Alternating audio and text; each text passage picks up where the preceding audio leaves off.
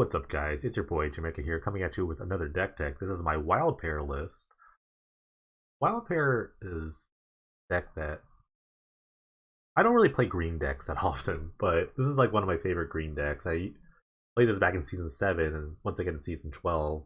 Well, season 12 I didn't really play as much, but Wild Pair is a sweet card because it does something I love to do, which is tutoring.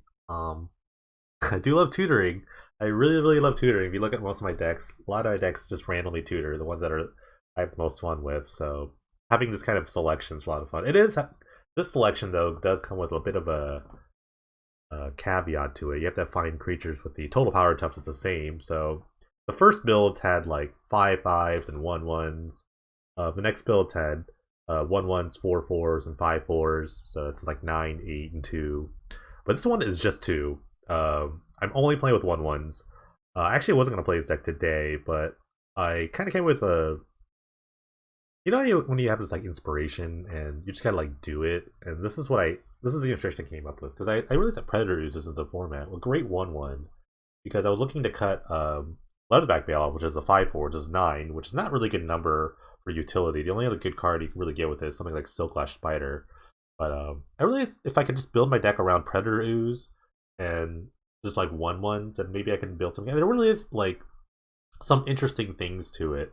I don't know if it's gonna be good, but I think it's gonna be interesting, for to say the least. So let's get right down to it. All forests, 23 forests. No non-basics. We're playing stuff like ROFELLOS, and Finor Elves, Landor Elves, whatever. I have just 8, so just like 8 mana dudes. So ROFELLOS and Finor Elves. ROFELLOS actually doesn't get anything, but it's just like too good not to play. It enables a turn 3 Wild Pair, which enables your best draws, honestly. But Finor Elves is pretty good. It is a 1/1. Everything else is 1/1s. So that's pretty great. So the thing is like with 1/1s that I really want to play Predator Ooze because one of the harder matchups is aggro because it kind of just attack you through your like little guys where you can set up and it's really tough. But Predator Ooze is a big wall. It just kind of gets right in the way of it. Not a lot of people play minus effects like things that reduce power and toughness, just like direct damage. Like there's a lot of like red decks right now. So I think Ooze is gonna be great sort of blockage to it. And Nightshade Peddler is the perfect pairing with Predator Ooze. If this guy's Death Touch is indestructible and keeps growing, it's gonna be really dumb. And I'm taking an old there's a deck I remember a deck, I think it was like Absent Resort Pro Tour where it was called like Fight Club, where they had to play like Uvinal Tractors and like Prey Upon. So I think that combo's gonna be pretty great. So we can kind of assemble like Tracker, Peddler, Ooze, and for some reason they don't do anything. You're just gonna like make this gigantic Ooze. It's gonna be really great. So I think the deck is mostly built around just Ooze or just kind of like proliferating. So I'm playing Palmbright Druid as well, which is a pretty great card. Either pumps a creature or just proliferates your deck, which is gonna be fun with a couple of the cards. Things like Cultivator Blades, which is a holdover from the last part. This is like part Overrun, part like something like a Deep Forest Hermit or Deranged Hermit. Like I would play Hermit honestly, but I think Cultivator is just a bit better, just because it has this like overrun effect that makes your small creatures a lot better. So it also has a counterpart, so it works well with the Palmbright Druid, whatnot. Triskelion, another card that just loves counters. So you can like Palmbright Druid this, or you can pair this with Nightshade Peddler. That's the sick combo. So if you have like Wild Pair out, Nightshade Peddler finds the 1/1 here. This is a 1/1 in your deck. Funny enough, when it comes to the battlefield, it's a 4/4. So that was good with the 4/4 builds, but now you just kind of get it with the Peddler, which is Peddler's gonna be a big deal in this deck. And then a 1 of Gigantomancer. This card's been in and out of my deck for a while, but because I'm only playing with 1/1s, you need something that like makes a big toughness creature. So this is really good with Cultivator. This is really good with Ooze. And also if you have a billion mana, this just it's another like overrun type effect. All our creatures are 7/7. Ooh, we're getting in.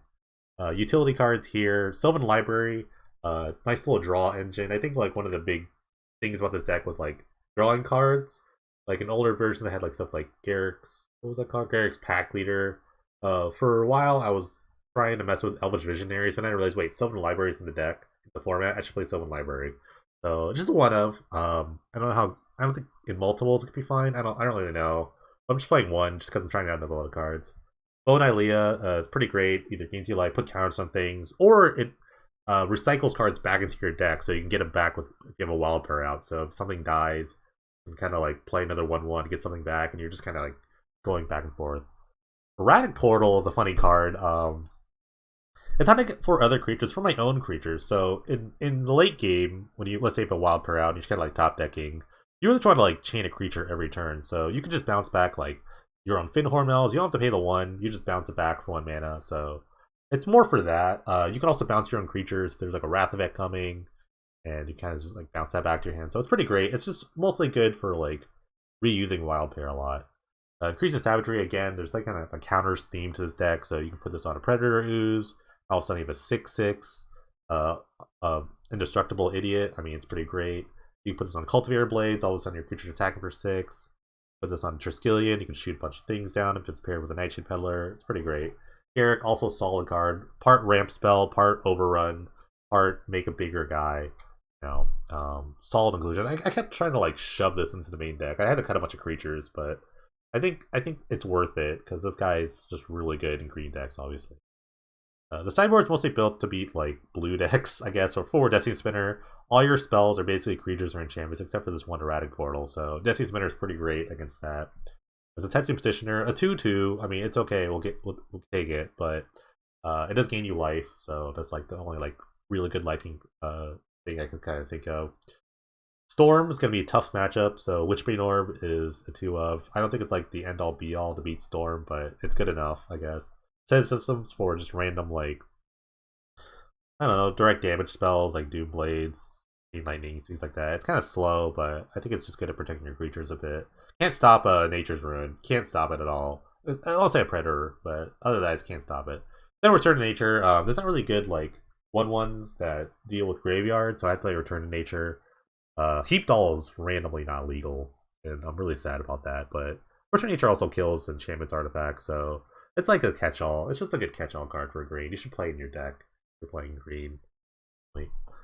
So, gonna play in a tournament today, so you're gonna see the whole shebang here.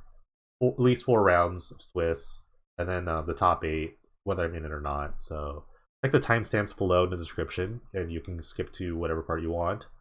So it'll be everything. So hopefully I do well. Like I said, I wasn't gonna play this deck initially, but I had an inspiration. And when you're inspired with Predator Ooze and Wild Pair, you gotta scratch that itch. So here we go. Enjoy the video.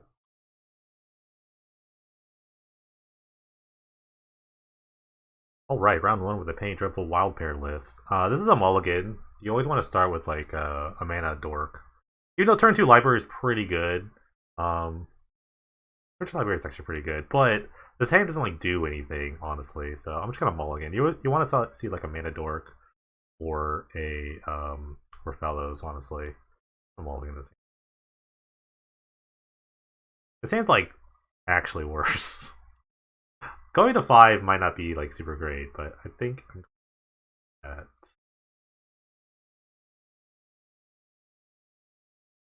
a large tournament, a ton of people here.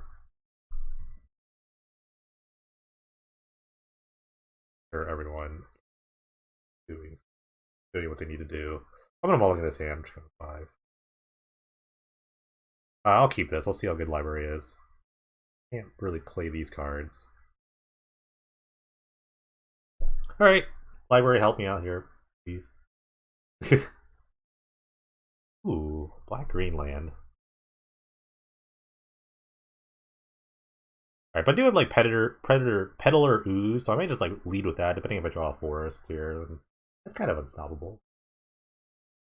Is it really unstoppable? I don't know. Ooh, 1 lander. Help me out.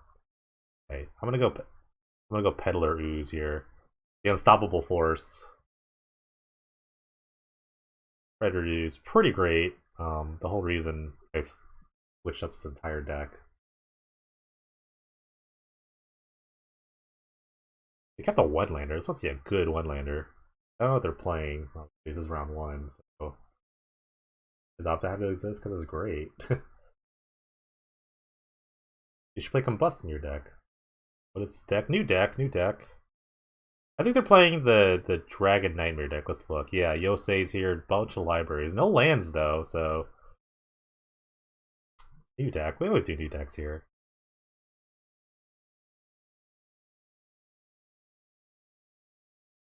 Pair these thingies.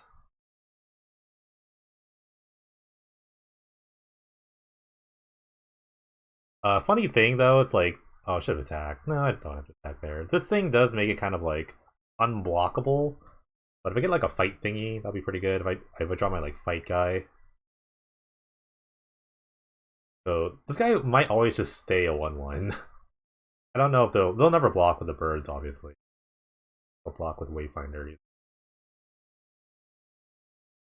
Damn, they really kept this hand. I mean, honestly, if they draw a land and they have a nightmare in their hand, I'm probably dead. Because like they just nightmare back to Yosei, and all of a sudden that starts happening. And so we gotta kill this. We gotta kill this as quickly as I can. But I can't because I'm green. Alright, another state or Wayfinder. Um, okay, they hit lands. Now they have 3 lands this time, so be pretty bad. You put all the lands in your hand? Oh, you just pick one. Okay. They pick the Tendi's Ice Bridge. Okay, so I might be dead. This is not a fun matchup. I anticipate this not being a fun matchup.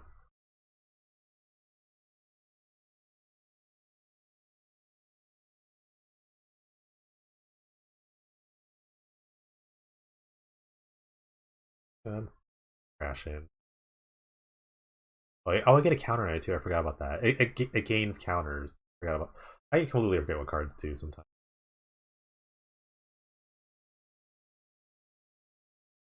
So yeah, it's getting huge.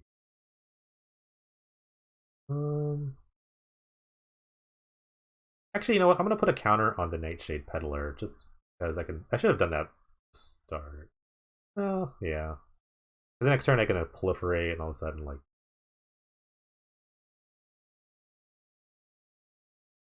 All right, give me the Nightmare. Give me Recurring Nightmare. I know you have it.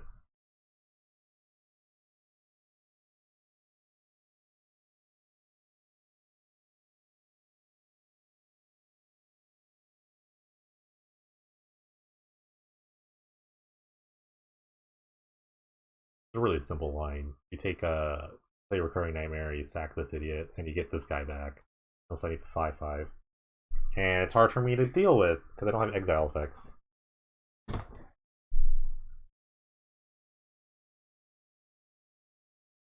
They kept the one lander, so I mean, I feel like they would have something like a Nightmare in there.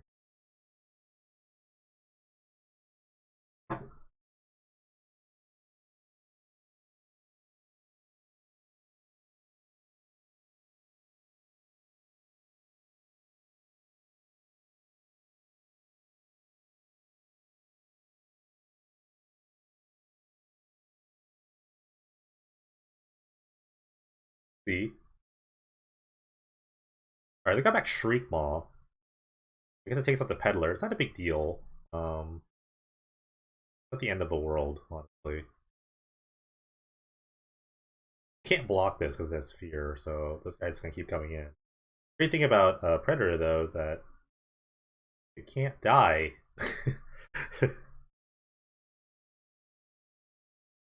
Yeah, come in.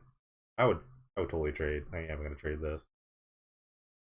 It just like there's very few ways to like kill creatures in this deck. So every time, especially in a nightmare deck, if you can kind of like clear their board somehow, draw some extra cards. Yeah, so see, I really want this.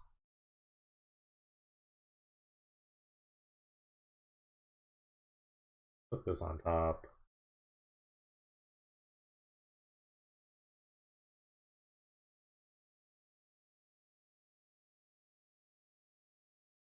Yeah, I'm gonna pay for.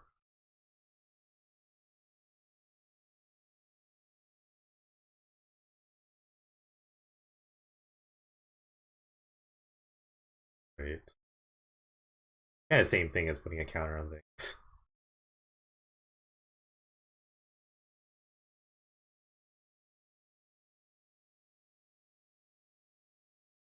I need to find another land for this Triskelion. I can start like popping things, but Next turn they're gonna play the Nightmare. But if I could just like squish their lands up here, I should be fine. Should be fine here. Even their ooze on top, so that's not like super great. But I need to pay another 4 life to like get a land. The fact that they have 2 lands, like, really means they have to find a 3rd land here, or a 6th land, so I can pop these 2 guys, and it makes their like Nightmare a lot worse. They don't only have 2 lands.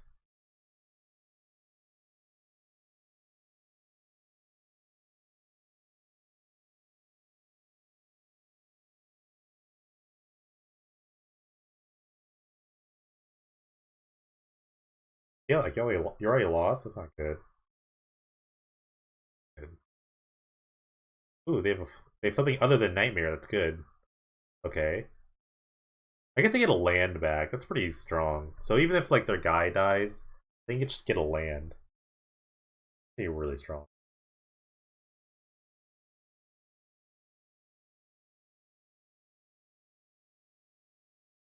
Okay.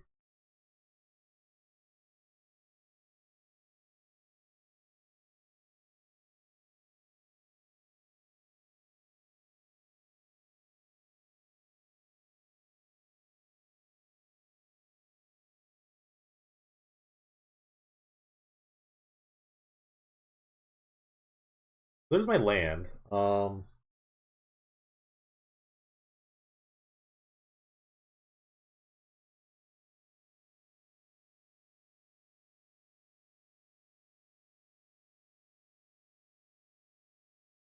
guess I just shoot these things.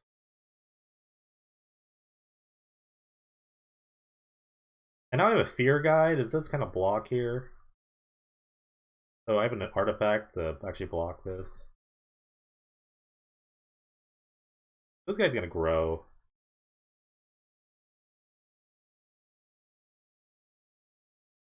Ooze, go all the way, ooze! Go all the way, ooze! I should have. There's no like fight guys that are 1/1, fortunately, except for Unwall Tracker. So, and when it comes to play, I'll have Stomach Sickness. I'll definitely, absolutely trade the Shriekmaw for the.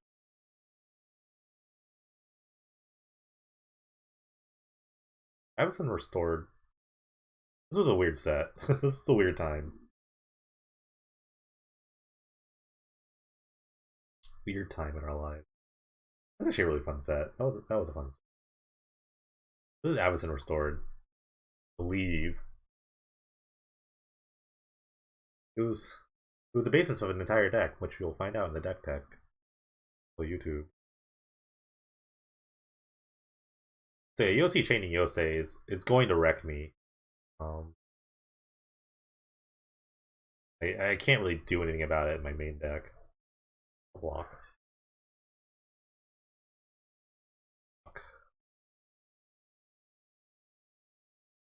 All I can do is actually attack into the Yosei, which I would love. I would love for them to block, but I don't think they're going to block again.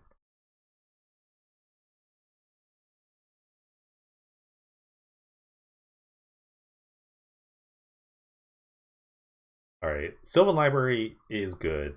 I just want to mention that.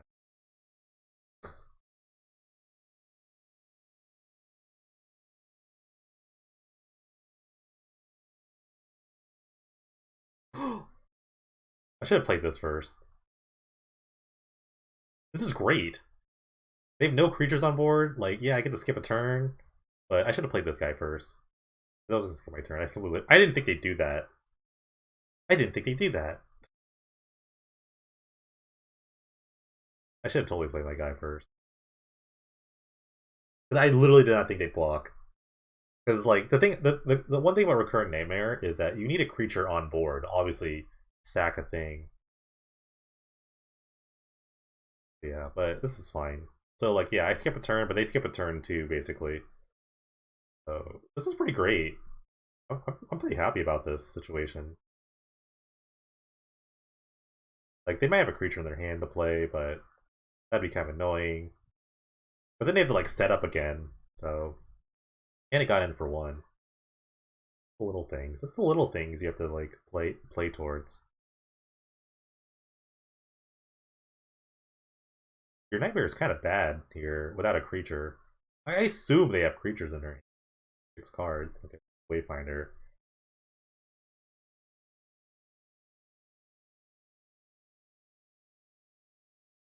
Taking the lands here and a Dread Return. I have not played against this deck before. I don't play a lot of leagues, so seen it, but it has a really good record, what I understand.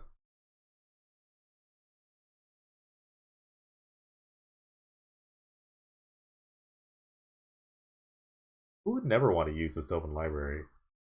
Who would never want to use Sylvan Library? Cultivator plays pretty fine. Do this right. Top. Go.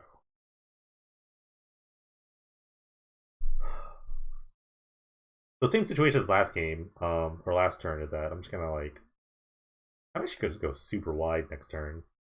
I'm gonna draw the cultivator, maybe the land. Maybe I just get the land for 4 life. The crazy part about this deck is when they can play Recurring Nightmare twice in a turn. So 6 mana is like kind of the crux.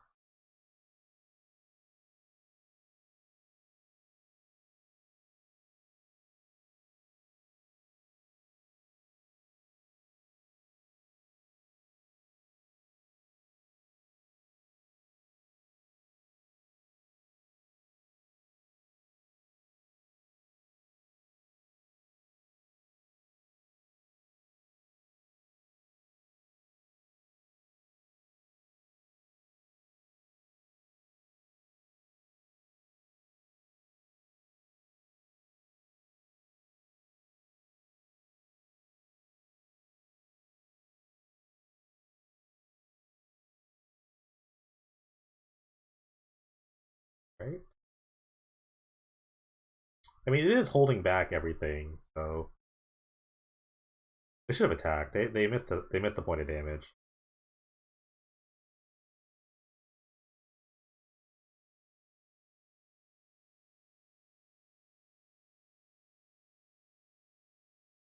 Okay, this time I'll pay everything.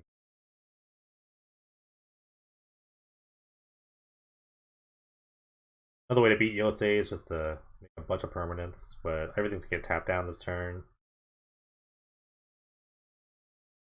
Servos.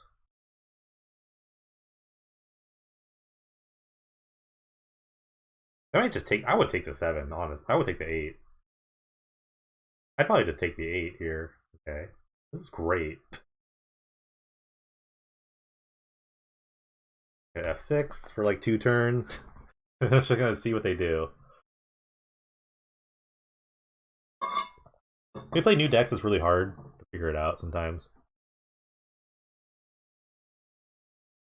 F6 for like 2 turns here.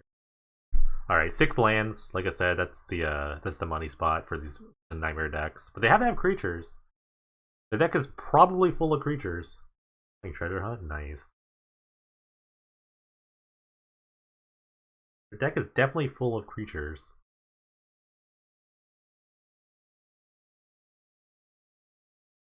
Great or good?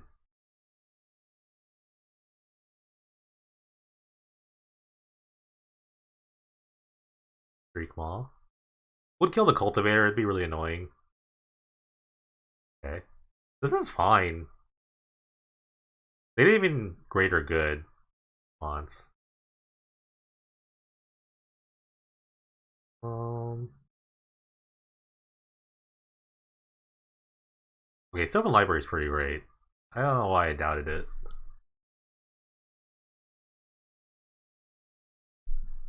So now if they have a Yosei in there, they can't even cast the Yosei because they have double white. But I guess I could like play a creature. Okay, there's your nightmare, but you need a creature. This. All right, this is gonna be bad. Okay, this is gonna be bad because now they have a sack outlet. They have another sack outlet for the Yosei, so this this is probably a lockout. This is definitely a lockout if they do it right. So you gotta get the Yosei, you gotta greater good it, and then I'm pretty much locked out of the game. If I had to guess, but I'm gonna let them do it because you gotta do it right. Okay.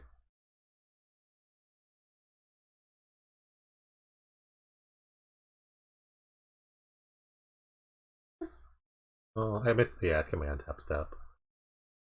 Let's see. Alright, this is the power of the deck here.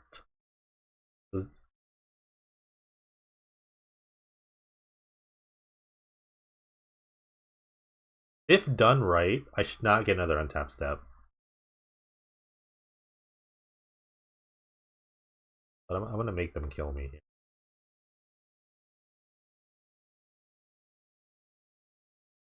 I'm gonna make them kill me because I don't know. They could kill me. It's just really easy from here. Like, sure, I can't play Magic, but I'm still alive.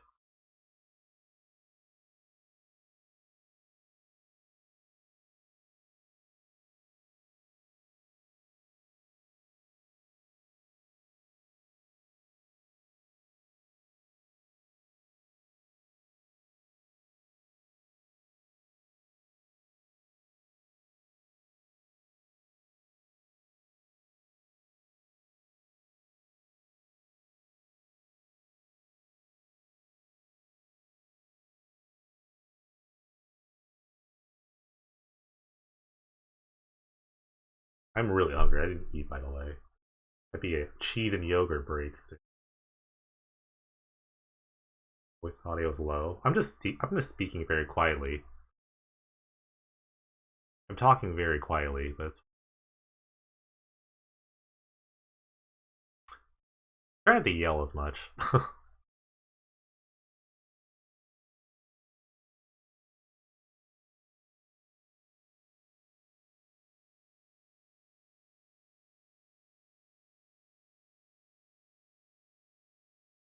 I really feel like I should be dying a lot quicker.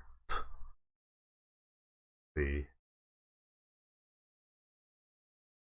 they could deck themselves too. That'd be really funny. I've drawn a lot of lands with the Sylvan Library. Although I've been floating one land the entire time.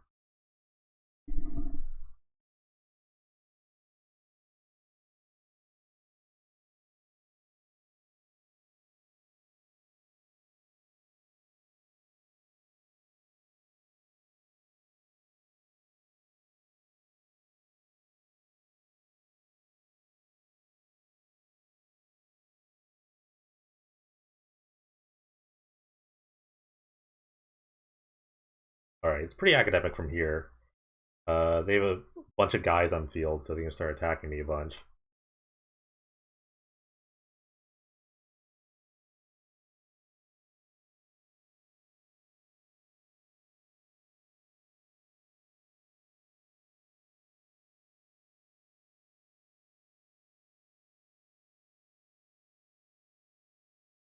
Honestly, the game was over when they played the greater good and they had this stuff. Game 1 is not a fun matchup. Game 2, I mean, I have like Return to Natures, so kind of try to deal with that.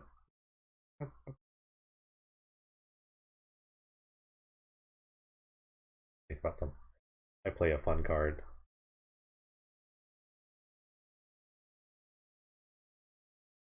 Alright, I'll concede here. Now that they actually are going to actually set my life total, I will actually concede. You always want to make sure they, Oh, let's play Witchbane Orb. That does counter the Yosei. Because you have to target a player. So, if they don't kill the Witchbane Orb, then they just target themselves. This is it's only legal target. It says target player. I don't think I know at all about Yosei. I invented Yosei. I invented Yosei. You can't tell me how to play Yosei. Alright, let's just like cut some like other random expensive things. Um but yeah, Witchbane Orb is gonna be really funny if they can't deal with Witchbane Orb. They might be able to. We'll see.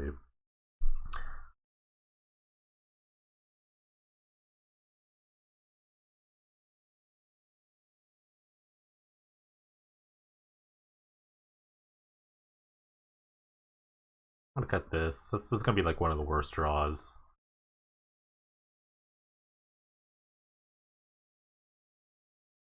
Deck seems to play Worship in the sideboard. Well, I would turn to Nature, so fine.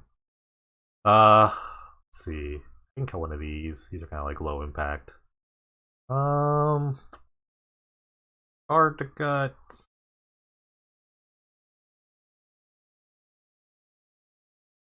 Peddler seems pretty strong because I need to kill creatures, so I need to draw like all my peddlers for Skillion.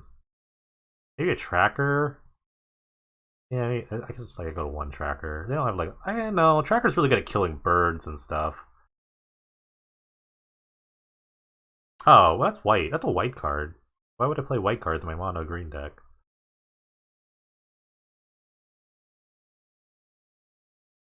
Yeah, exactly. Maybe cut the Garrix. No, Garrick is fine. Garrick's fine if I get like locked. I can untap lands and do. I can still try to do things. I guess I'm just cutting a peddler. All right. Let's see if Witchbane Orb is just good enough for this matchup.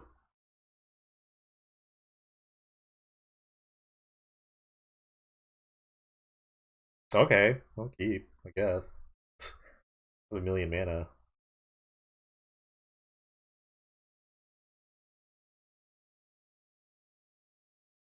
I've only kept a one lander, so I mean, they could have the spiciest sort of like keeps.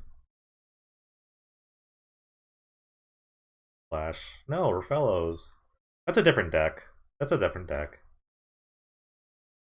You have to make ROFELLOS as good as possible, and if you play like other colors in your ROFELLOS deck, you're probably doing it wrong. God, so much mana. I'd be inclined to say that you're doing it wrong. I wouldn't play ROFELLOS deck without like.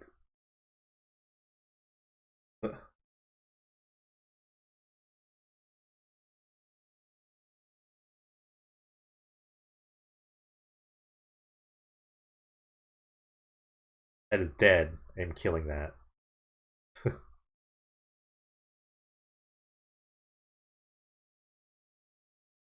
wish I had a wild pair here, but I mean, beggars can't be choosers. This. I love Triskelion. Triskelion is one of my favorite creatures in Penny Dreadful. I don't know why. It just is. It's very versatile.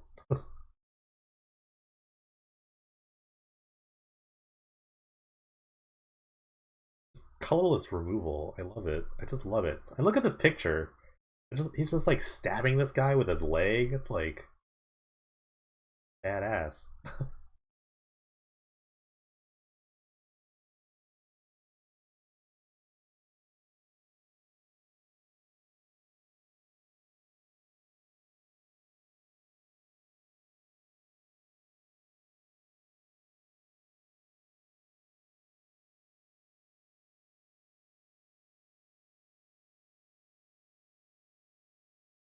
So,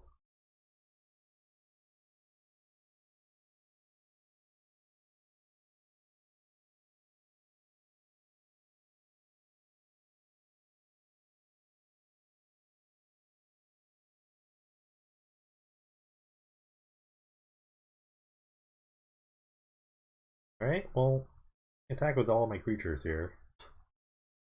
I hope that's enough. Best man with Rofellos attacks for 2. It definitely attacks for 2 on turn 2. Or turn 3. I wish it was a 1-1. This guy should be a 1-1. Really? I mean, if it was a 1-1, this card would be insane. This deck. Why is it a 2-2? I have no idea. Or 2-1. Happy. Like, frolicking in the forest. Yay, forest friend. If he's just gonna like raw cast for recurring nightmares, I feel pretty great. That'd be really great. Admire Triton. Gets shot by the Triskelion.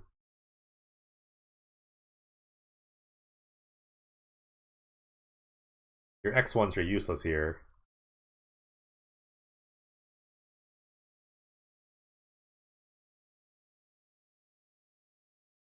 Did I even play Witchbane Orb? I don't think I want to play Witchbane Orb. I don't want them to see it. I'm not playing it unless I need to.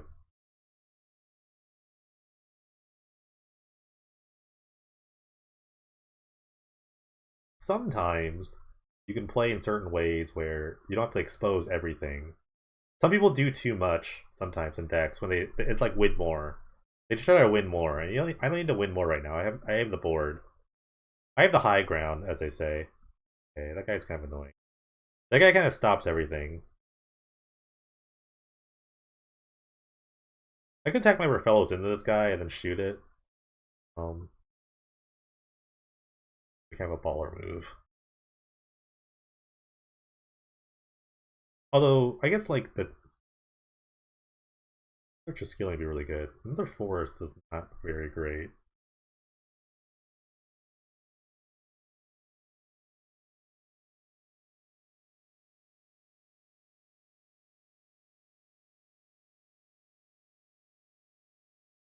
I have a lot of mana, so I don't know if the usefulness of ROFELLOS is getting low. Maybe I do have to just play the Witchbane Orb this turn.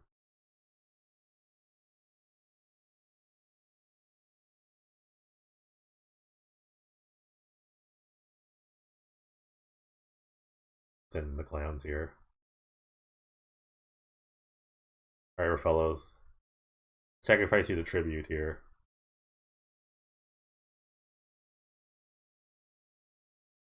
Volunteer you for tribute.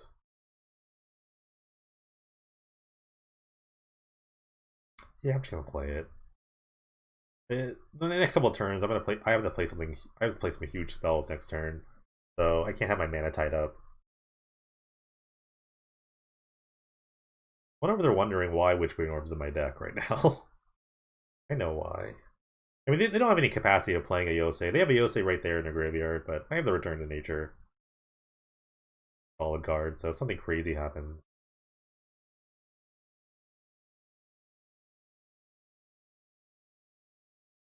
Forest Hermit? That'd be annoying. Annoying. Love to draw another Triskelion.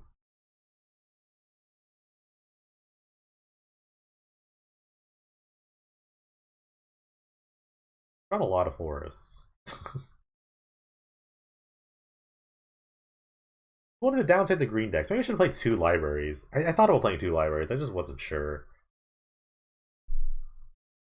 Just wasn't sure. Like, double brainstorm.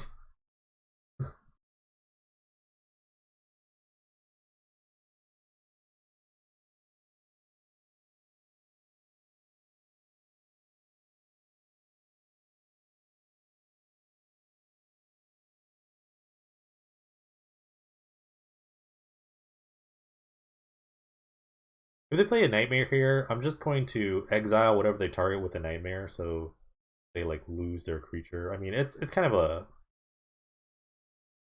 okay. We'll probably just kill that.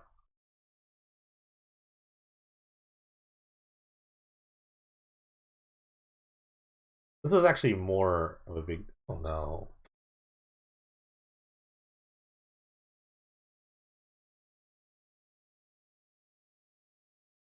I'm not gonna kill it until something threatening comes along to make that good. I guess that's my answer to this. Wow. Wow.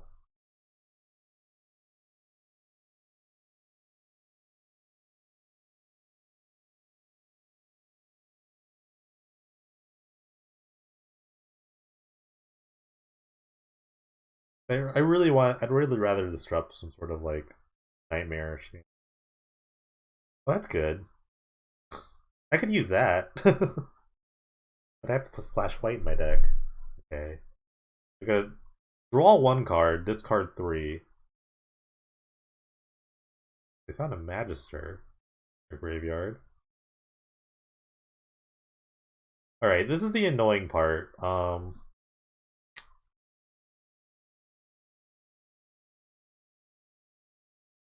Okay, I'm gonna let this resolve. I'm gonna see what they get. They're probably gonna get the Yosei, because they think they're gonna lock me out, but I will exile this Yosei in response.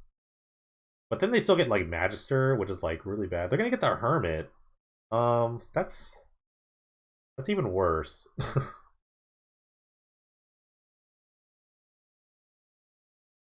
It plays around a lot of things here.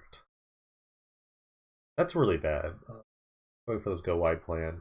I guess they can't like Yosei me because I have the Witchbane Orb out, so I guess this makes more sense. So I forgot I had an orb out, so I guess I'm just gonna exile this. I mean, the next best card is like Magister Worth here, which is pretty good. I mean, I can stop a Magister a little better than I can stop a bunch of tokens. I mean, they still have the Nightmare in their hand, which is the worst part of this.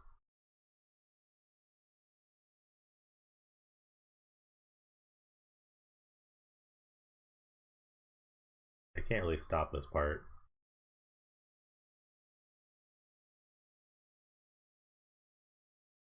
Getting the Magister. They didn't attack. I would have blocked everything, obviously.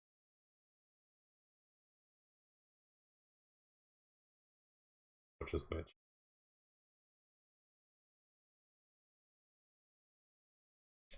I think every time I named Grace, if I had a bunch of this, I would have named Grace just to see if my opponent was paying attention.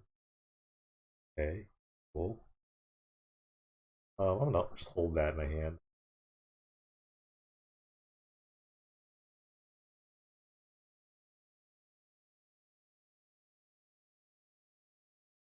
Because if I draw a wild pair, I can start like chaining some things. So that's why I'm just gonna hold this for a second. I can start actually doing things.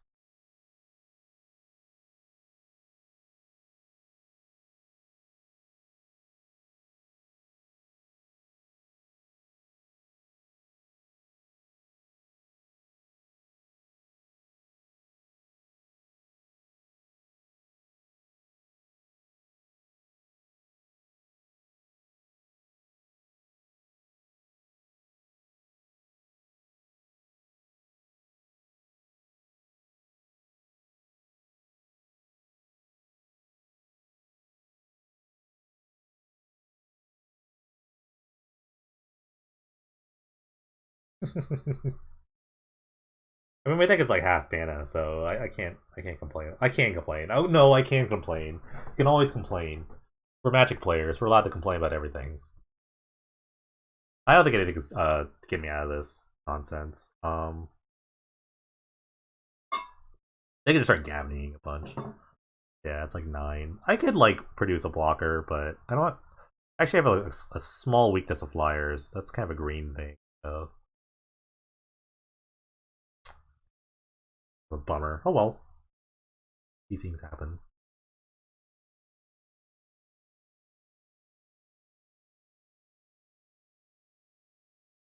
Alright, round 2 with a Pain Dreadful wild pair list. What's the die roll? No, never good.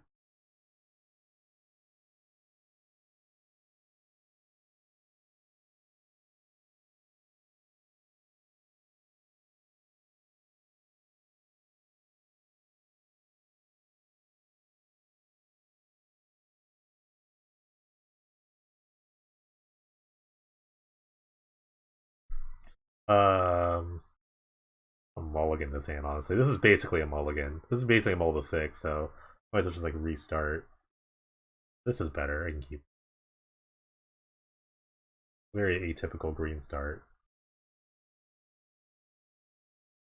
Forgotten Cave. Okay, I guess they're playing the cycling deck. Let's see how this goes.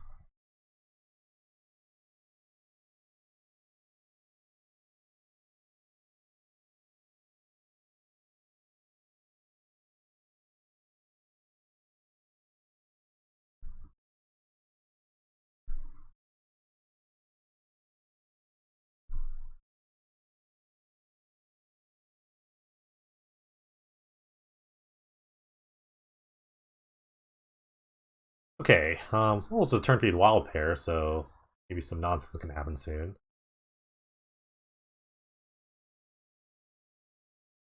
Now we get to see the deck for real. This deck really like weighs upon rather drawing wild pair or not drawing wild pair. That's a really big deal. Or just drawing ROFELLOS. ROFELLOS is actually a bigger deal. So if they don't like spark spray my guy, things are gonna happen. Like attack reader 3/3. Could also just shoot this with a Triskelion, but I think they'll just grow too big. So I think it's just time for to Find a Nightshade Peddler. ROFELLOS is a really messed up magic card. Okay, never mind, they killed it. They go for blooded it. Target creature fights... Okay, they actually use the card to its thing. But I have a Garrick, so... Let's just play the Garrick. Backup. Backup ROFELLOS. Just fine. He's okay, cast like a turn 4 wild pair with this.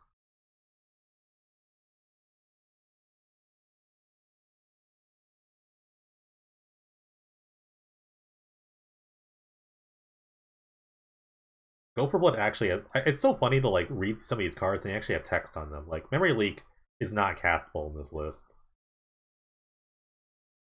I'm surprised they're actually playing the lands, but I guess you have to get 4 mana to Zenith or something.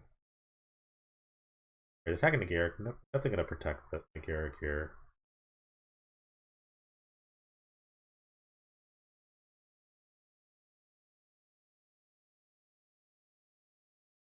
Stinger. Only hits pairs. Huh. I'm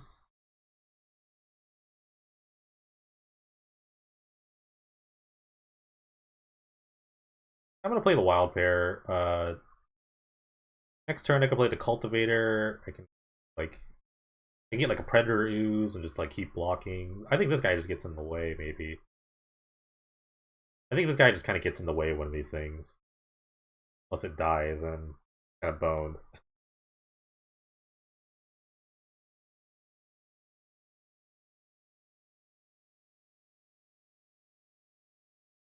I need to keep the Garrick alive for a bit.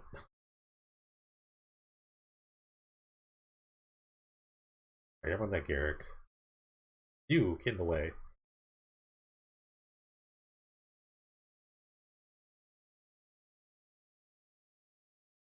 You either like keep the Garrick alive or draw into the land. Either way, that'd be pretty good.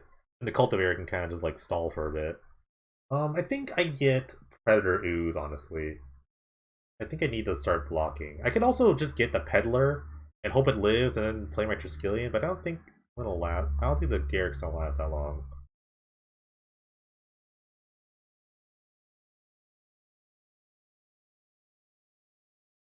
Okay, Zenith Flare, they're gonna target the Garrick. That's pretty strong.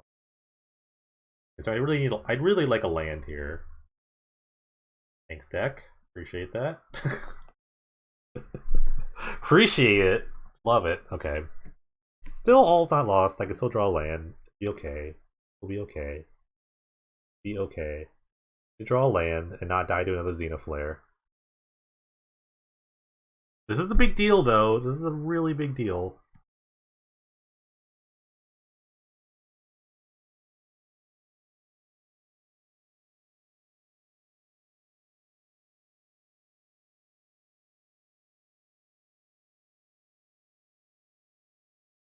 Actually, I might be just dead here. The Stinger's stinging. Why do all these cards have to have cycling? That's the ridiculous part about the set, is that all the cards have cycling. Okay, I'm dead to 3 cyclers, which is probably just 3 cards in their hand. They stopped. They like miraculously stopped there, doing another 6-drop. Awesome. Alright. This is going great. This is a great deck so far. I could play Witchbane Orb against Xenoflare, but it doesn't stop Draenei Stinger because it sets each opponent. Asceticism could be okay. I could play the Petitioners. I guess I can gain a bunch of life. I think that's probably the play. Just try to gain a bunch of life. Stay in the game a little bit. I think I have time to Erratic Portal.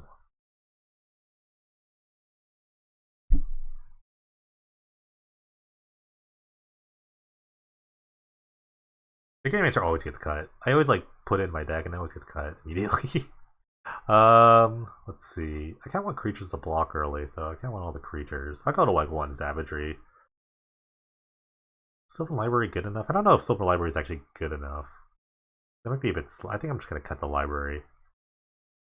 It's pretty good at like fixing my draws, but I think I have other things to do.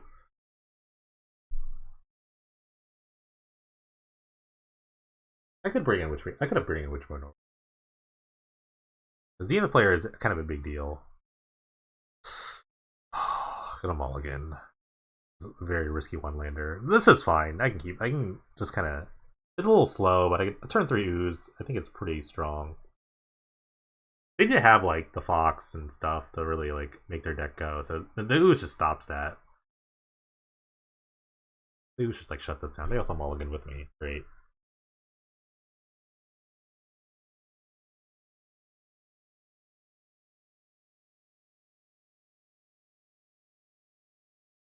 Yeah, I'm not that greedy. The fact is, if I didn't draw another forest, then the ROFELLOS looks really bad. The ROFELLOS is basically just another land or elf that's a little harder to cast. That's why I didn't keep that.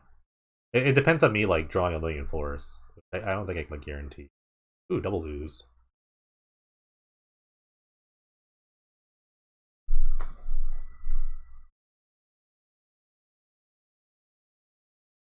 Got a reader. What do you know? The card stays on the stack for a little bit. You know they're reading it. Like what? Does what? Does what?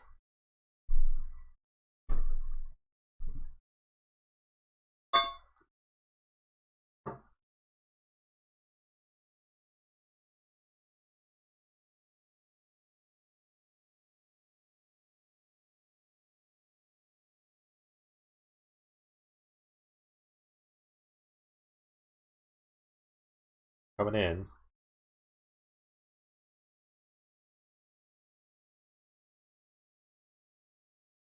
This is so great. If they block, bigger. If they don't block, they just take 2.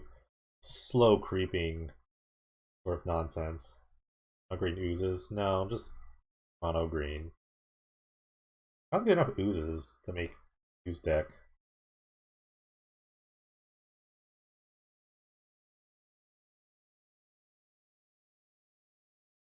Cycle, cycle, cycle. Cycle, cycle. Maybe I should have brought in Witchbane Orbs. I don't know. I think it's like really low barrier here.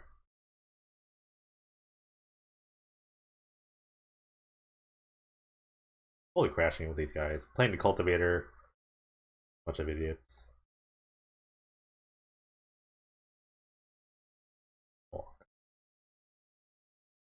Yeah, Orbs don't stop the Stinger. Hmm. Demon Slayer is like one of the ways they win the game like really quickly though. Problem. Okay. I'm gonna go wide here. Some servos in play. I would like to draw a 6th land, so I can like play Triskelion, then a turn after that, play the Nightshade Peddler. I just like go off from there. Go from there. Ooh, the healer comes into play. That's when you know they're desperate, when they're actually start playing their spells. That's when you know things are getting chippy.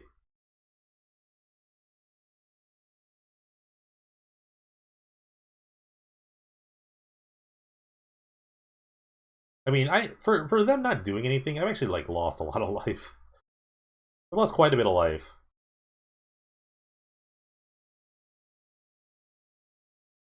I kind of need to get rid of these people. And even if we get rid of them, it's like they're in their graveyard, and then like Zenith Flare just comes in and cleans up, which is why like I'm kind of worried about that. Let's see. Yeah, I guess I'm just coming in here. Hi, YouTube.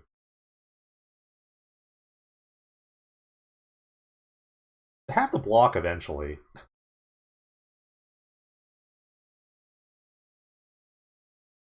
Okay, next turn's lethal attack. I guess I'm playing the Peddler here, pairing it with a servo. Well, that's all I can do. But definitely not looking good to a Zenith player in a deck that draws a billion cards. Let's see. 7. They have 7 cards in their graveyard. I take 7, they go up 7. Doing song requests.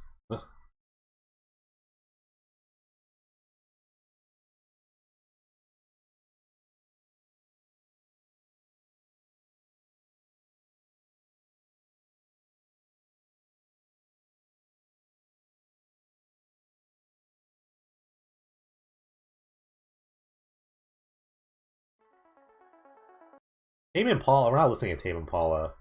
Go to a go to a department store. Then what? Listen to Tame Impala.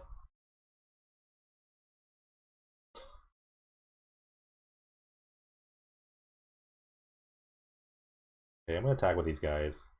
I kind of have to block, like I said.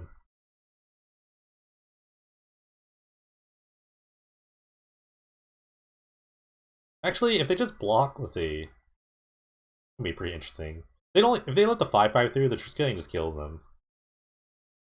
Okay.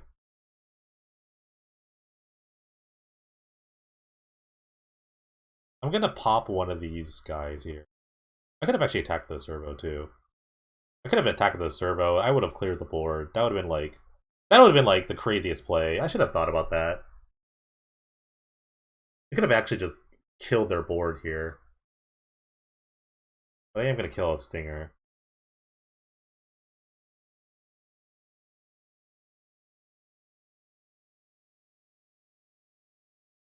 Glad you're holding back, Hoist. Self-control is very important.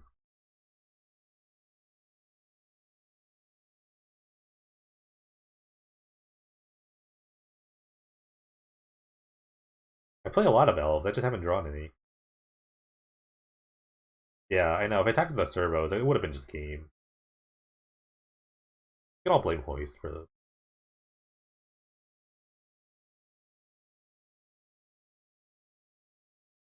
You'll see the list when I go to sideboard if I win this. I might win this. I don't know. I don't know what's gonna happen here. They have to draw Zenith Flare to, like, really do some stuff. Okay, they're gonna shoot this. Okay, I have to decide. Because if I let this resolve, then I shoot it. And they're shooting it. I guess I just shoot them.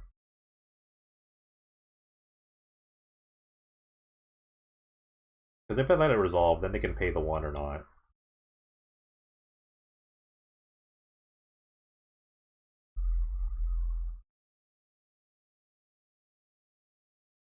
So it's a nice little bait here. Still, I mean, it still blocks. Alright, Zenith Flare will just kill me, so. At any point now, Zenith Flare just, like, domes me. I listen to all sorts of music.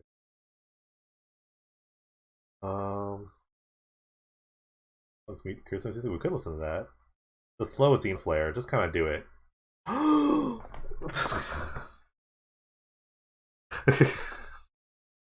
I'm alive. I'm at 11 life. Oh, come on. Oh.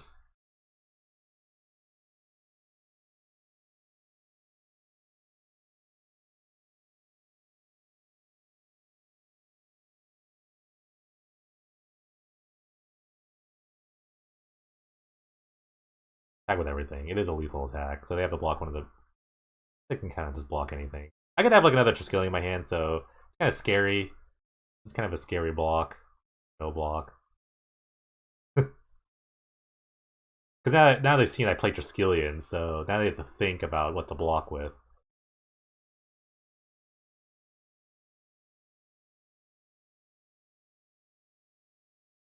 I also have like Pollen Bright Druids in my deck. If I had them, but I don't. I want to play the 6-mana Do Nothing enchantment. Dead though, post combat. Can't believe they Zenith Flared a creature. Oh my gosh, they're just toying with me at this point. They're just toying with me. That's insane. I could have just died there. Okay. Yeah. 2 more flares in hand, probably. I can only hope. Okay. There's a little do nothing enchantment. Alright. Point that to my face, please. Like he should have done last turn.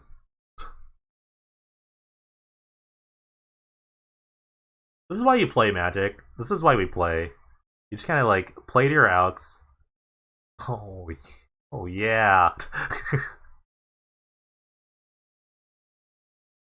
Okay, they let it resolve. They just like let me pass, so that means they die here.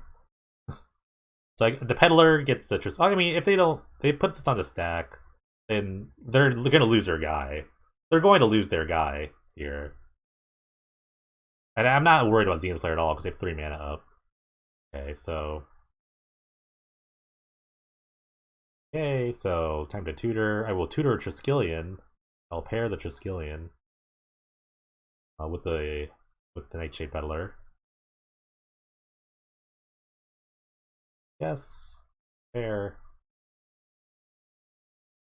this. I mean, the game was pretty kind of over anyway, right? The card quality in Magic has gotten really wonky, honestly. Cards are just too strong. Cards are so strong. It's like ridiculous. Let's see. That was an interesting match. By interesting, I mean incredibly lucky. I was incredibly lucky that game. That won't happen twice, I don't think. Should I play Asceticism? I don't think I should play Asceticism. I think it's a bit slow, but really funny. But really funny.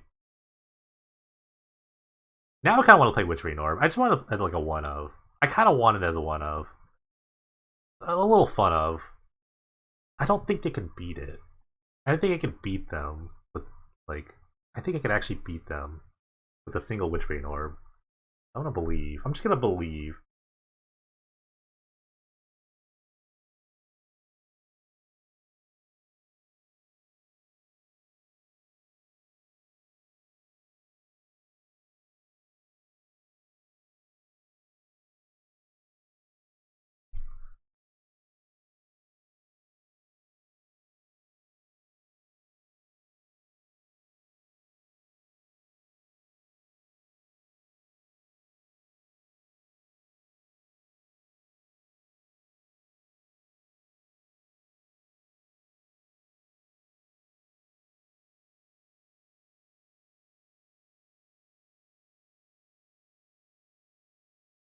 I'm gonna keep just on the fact that Predators kind of just like destroyed that game.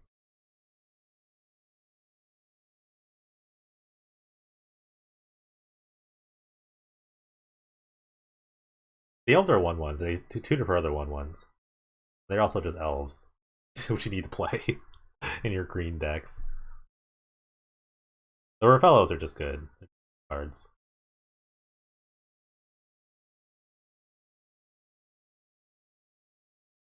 I get some better basics. I only play Tempest basics on online.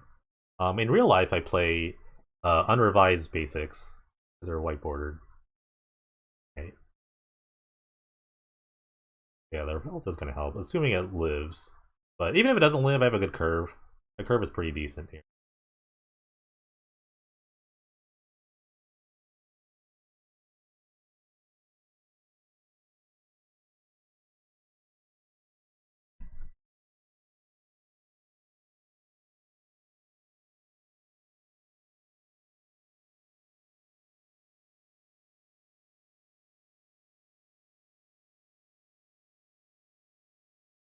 Ooh, that's fine. They're not doing anything like else. I'm okay. Like they have a tutu. They have a little cub.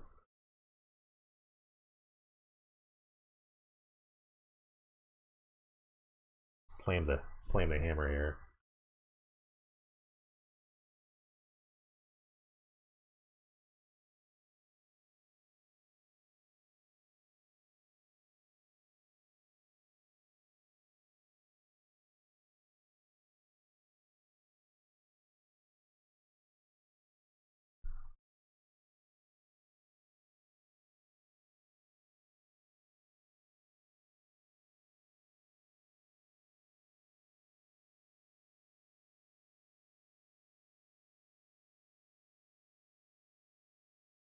Next turn, I think I'm just gonna make a guy with a Garrick. Like Garrick, make a beast. Or it's getting a little hairy here, so I want to protect my thing. I'm not gonna attack with this guy. I don't think I'll attack. Oh yeah, especially if I have a Garrick, I want to protect it.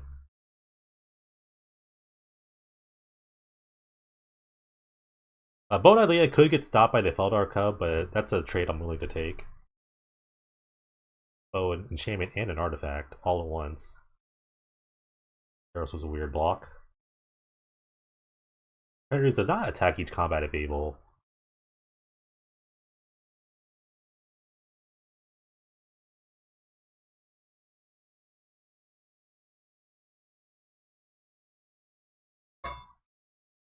Exclamation point card will explain cards to you. Alright, they shot the Garrick. That's a great use of Xenoflare for me. But it doesn't really matter because I have the Garrick in my hand.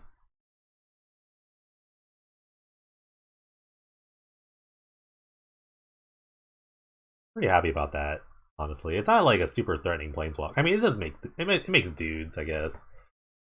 But yeah, now I can start attacking with the ooze.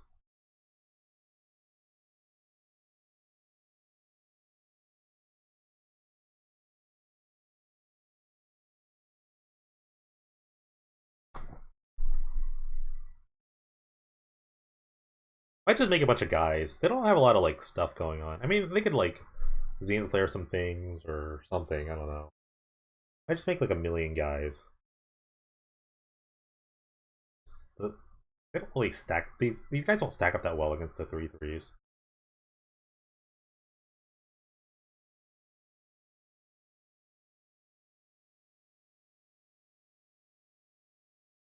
I don't know if it's worth it for me to like throw this Bow and Ilia out just to get it killed by the Felidar Cup now. Actually, like, not sure.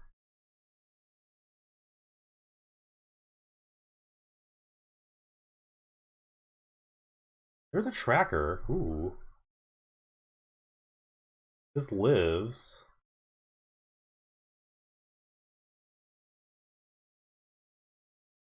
I start just popping creatures here with the tracker ooze combo. Hmm. Take another guy. Play this tracker. It could get hit by a spark spray, but I mean that's the risk I'm willing to take. Actually, you know what? I'm gonna play this Bow and Ilia too to protect it against tracker a spark spray. No, I can only target your own graveyard with a bow. But that's a good idea. You can only target your own stuff. Bow's not that crazy. I wish bow were that crazy.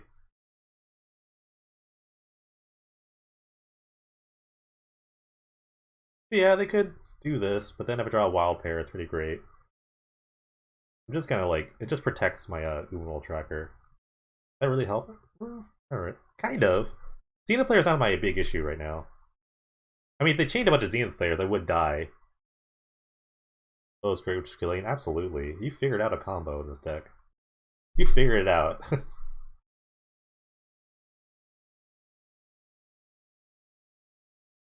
actually never going to tap this unless something happens, because if they respond to it, then it's a little worse. So the bow's just gonna like sit pretty. I mean, they could just like start the chain by sacrificing this to kill this. Then now with the respond by hitting this, and they can respond by spark spraying my guy. They need to kill this, otherwise their board is about to like vanish very slowly. They should kill this. Alright, Zenith Flare this guy for 7. That's a lot. Yeah, sure. Gonna use a bonus turn tapped out's true. I could have done that, but I was gonna wait. I wanted them to use a card. Let's see. Oh, put a counter on this guy.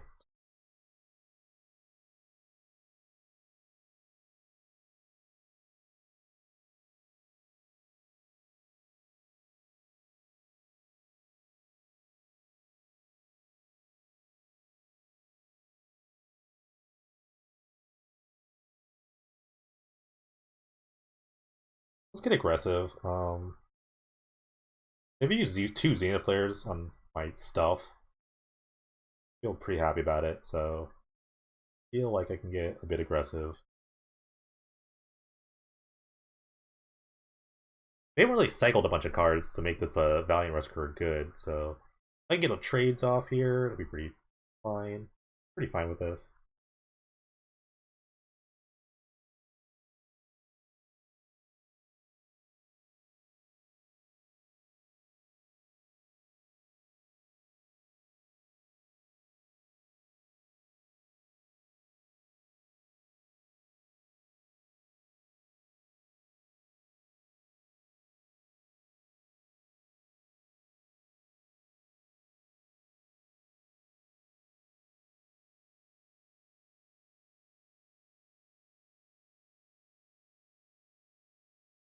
I guess my plan is to get Garrett back up to 4 and then overrun. Um, Hopefully I'm still alive by the end of all that. Alright, Flourishing Flock's a little late to the party, but I mean, they have a billion cyclers in their deck, so it can get big pretty fast.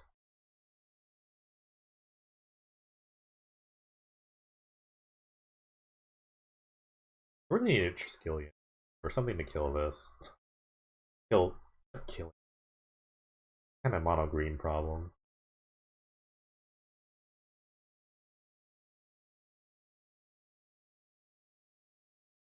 Cultivator is pretty good. It is an overrun basically.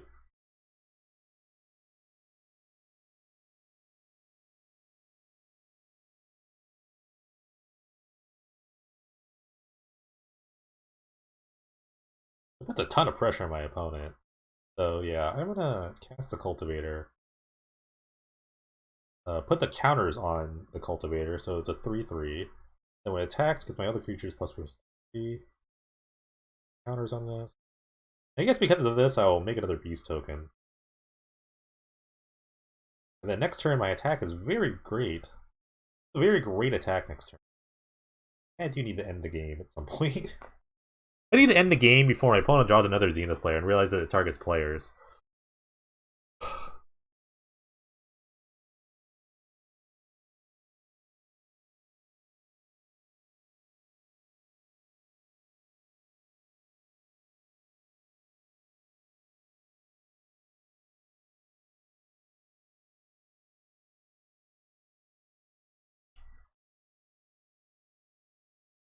Triskelion would be a really boss draw here. It would take out 2 creatures.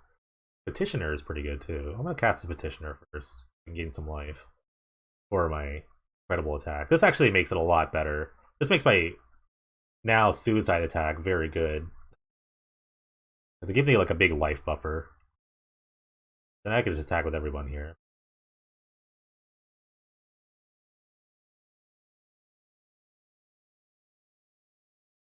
The ooze countering on the ooze. Spark Spray gonna get cycled.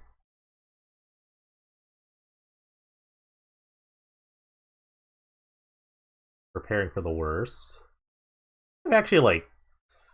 I think you could like kill this with the the Fabricant on the stack. They had a Spark Spray in their hand.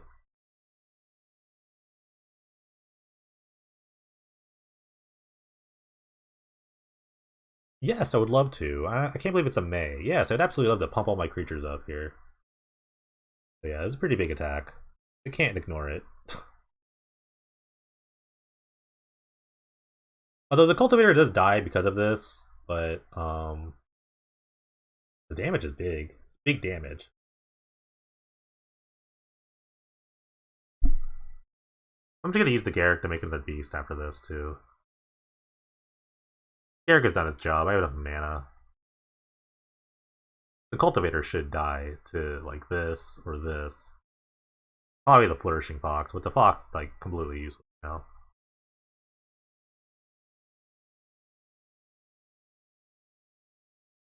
Interesting. Interesting block. They have to block this 9/9 now, the way they're doing this.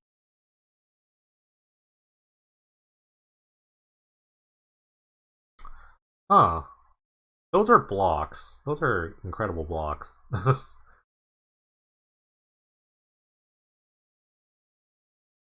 Yeah, you want to keep your 5/5 around. They just let the ooze go. They just let the ooze run wild and free here. And the cultivator. I don't really like that. Alright, you take lunch. Go to 2. Get another beast token. Don't know what my opponent can do in this spot. My guys are very large. This is the greenest thing I've done. This was a really good draw. I'm gonna get like Zenith flared to death. So yeah. He's having the mana for double Zenith Flare. I mean, it could have been like end of turn Zenith Flare, Zenith Flare. That would have been really annoying. But luckily, they played a spell. Alright. The green guys get there.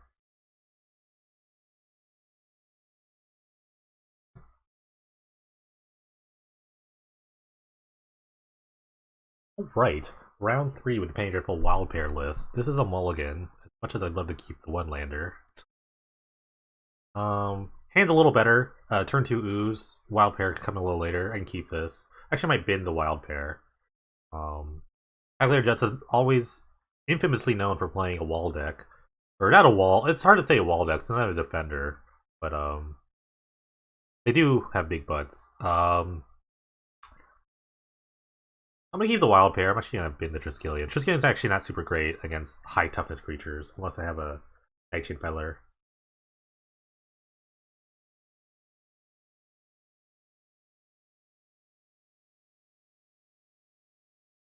Oops.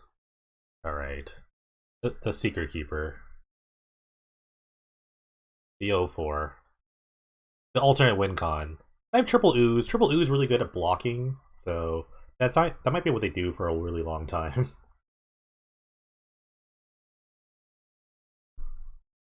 They could have like a mana leak here. That'd be a little annoying, but I'm just gonna let the oozes rain down.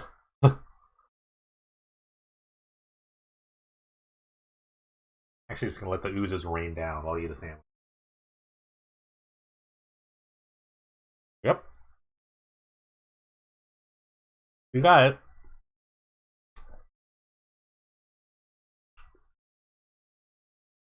Block.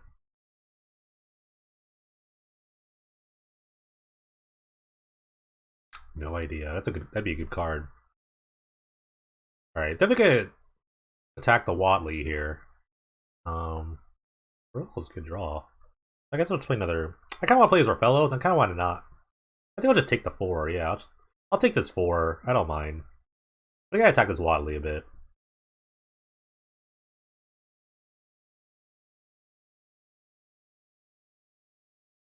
Definitely tells me my plan of never blocking my Llanowar Elves. Or Finhorn Elves, sorry. Llanowar Elves is also in the format. I just decided Finhorn Elves. I'd like the art slightly better than the Llanowar Elves art I had. That's my reasoning behind Finhorn Elves with Llanowar Elves. Usually I would split these for like eradicate purposes, but yeah. Usually I did, and then I decided just not to for whatever reason. So I do get a wild pair down. It will hold back for a second. I do need to start doing stuff with ooze. Like, not attacking kind of sucks, but attacking is really good too. I don't want to take 8, so this deck does kind of sneak up on you a little bit. So I could take a turn to not attack, and then let's see. Let's see what happens. Let's see what I draw. I can even just ooze into ooze with the wild pair.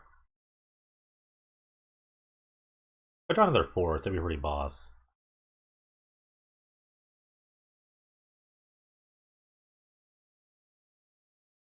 Alright, let me think. A bunch of mana. I have 7 mana.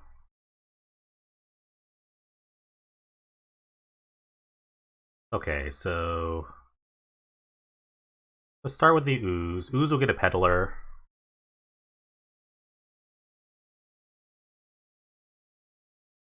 Okay, ooze will get Nightshade Peddler here.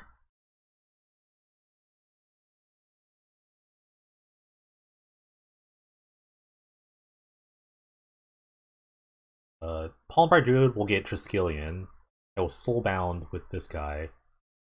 I'm going to put this trigger on the stack last. I will proliferate. That happens. Yes, I will get a Triskelion.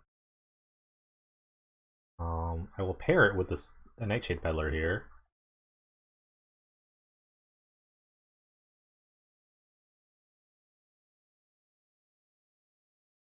Proliferate. Boom. Okay. This guy. I'm not even gonna care about the Watley anymore. I'm just gonna go face. The Watley doesn't matter if they have no creatures on board. I mean, I could just kill it. I guess I could just kill it. Yeah, it's probably good. It's probably good EV to kill it. Okay. Hey, I was gonna kill it. I was gonna kill it and start hitting them, and then this is a lot. It's kind of a lot going on. All right, what to do? What to do? One of the big things is return high alert, so it could bring in a couple of return to natures. They only kill high alert though, so it's a little kind of whatever. I think killing creatures is more important in this matchup. I mean, you could have all the high alerts in the world and no creatures, but I do struggle on killing creatures to begin with, so I need to at least do a couple of these. And is the rag portal just gonna get sighted out every time? I think I'll just keep it. I'm gonna keep it this time, just because I want to play with it. What are all Gigantamancers this time? I could overwhelm the walls by making 7/7s. So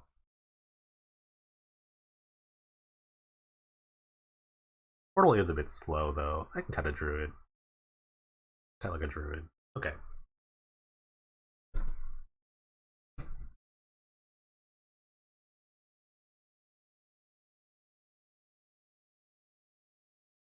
Ooh, a good hand. Sorry, I just took a bite of a sandwich.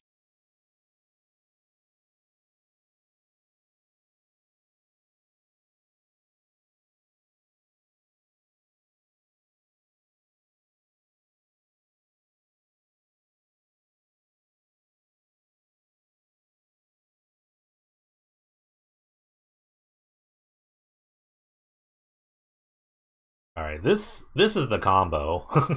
This three card this is the combo here. um this is gonna be quite the setup in a second. I should play 4 of these, but it's only good with ooze, honestly. If they go high alert, that's gonna be a bit annoying, but we'll see. Next turn I have like the super setup though, and I just start popping creatures. And a blue-white deck that it's like really hard to kill threats. Yeah, this is just gonna be kind of a small massacre, I think. Oh god, and tapped.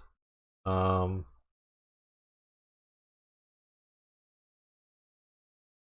okay, let's play my ooze.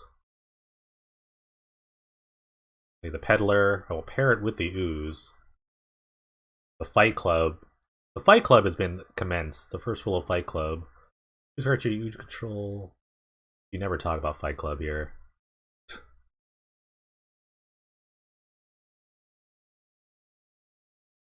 Also, my death touch guys just like crash into like other stuff.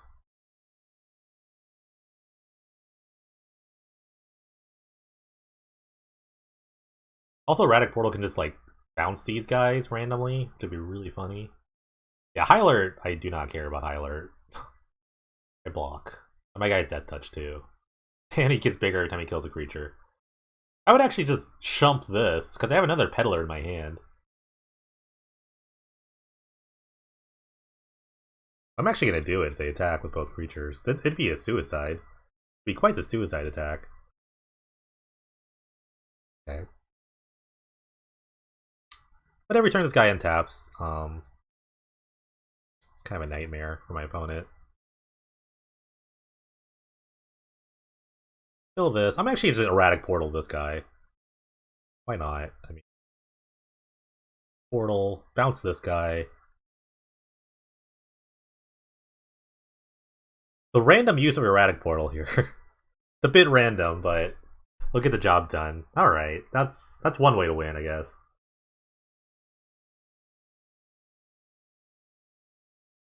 Alright, round 4 with the Penny Wild Pair list. This hand could be okay. It has a library in it. No mana producers. Not even a lot of creatures. I could keep this. It's a bit slow. I think I'm on the draw. I'm gonna try it, just because I think Sylvan Library is really good.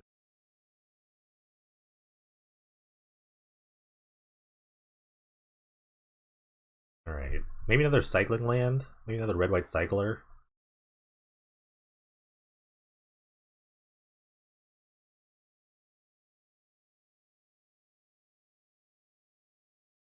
Alright.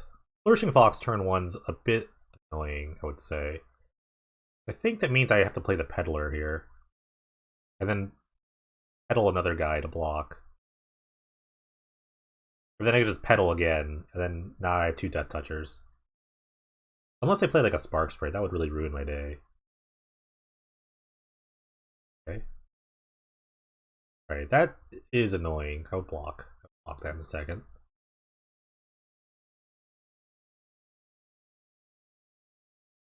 Alright, I'm gonna play the library here, because I think my guy's not long for this world, so there's no point in trying to pair it. I need to find like something to deal, something to block that. Like an ooze would be really great. I could just like heal an ooze off this library. Alright, Nightshade Peddler, you did your job. Thank you. Thank you for your service. You saved me a turn. Salute you. Alright, get crashing for 2. They'd have been a land for this, so I don't feel that bad. Okay. Yes, I would love to use Sylvan Live's ability. Alright, Peddler Triskelion is the combo.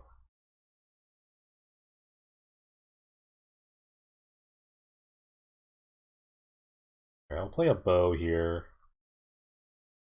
I guess bow library is not super bad. It kind of like softens the life blow. Actually, I need to get the 6 land, so I can play the wild pair and then start just doing stuff. Next turn, I can play the cultivator and I can dig for a 6 land with my library. 6. Yeah, but I am taking a bunch of damage though. So okay, they declined to actually deal damage to me. Instead, I think it's like more damage if you just like cycle 1, like deal 2, and then attack. I feel like that's more damage overall, but unless you're going for like a Zenith Flare plan.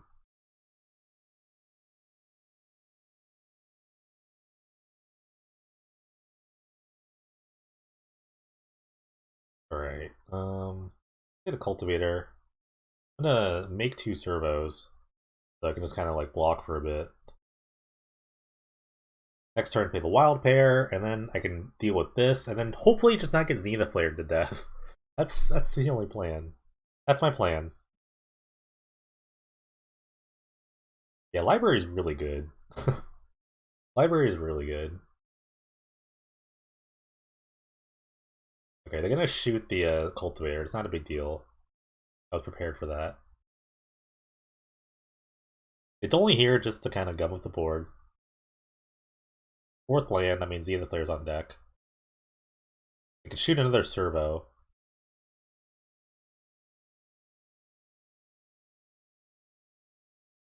It does kind of suck to play like a do-nothing enchantment. And then kind of die. I think I might die if I do that, honestly. I have to block. So maybe I have to like find something else here. I have to think about my line here.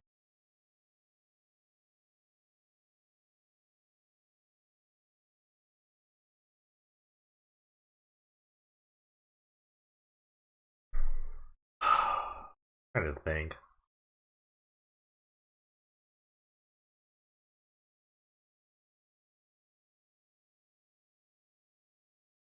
If they have,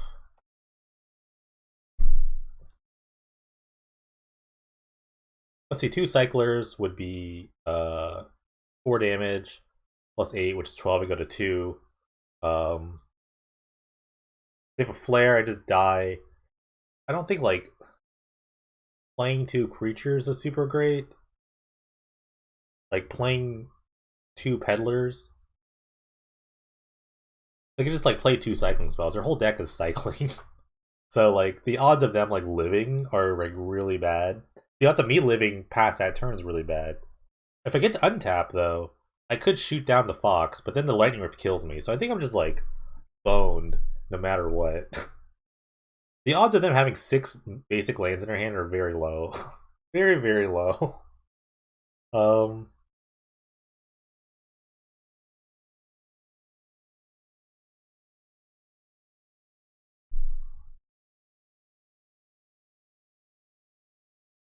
I guess I'll just like stall for a bit. Try to figure something out. I can gain some life off the bow here.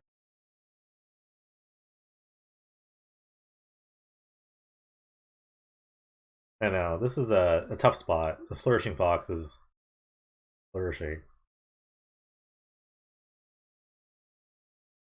Okay, maybe we'll put a counter on this guy in response. That's where you messed up. Okay.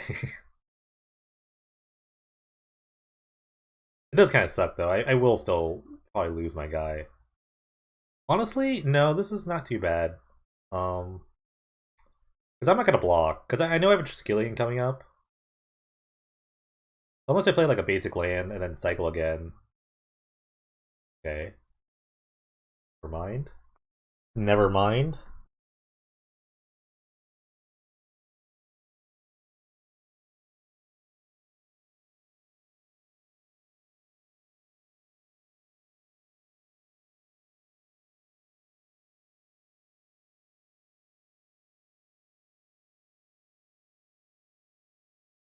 Yeah, this is a game. Flourish Fox too strong early. Yeah, I know. I know. I do want to cheese him with a single Witch Green Orb. I think it'd be pretty good. And a bunch of like guys that gain life.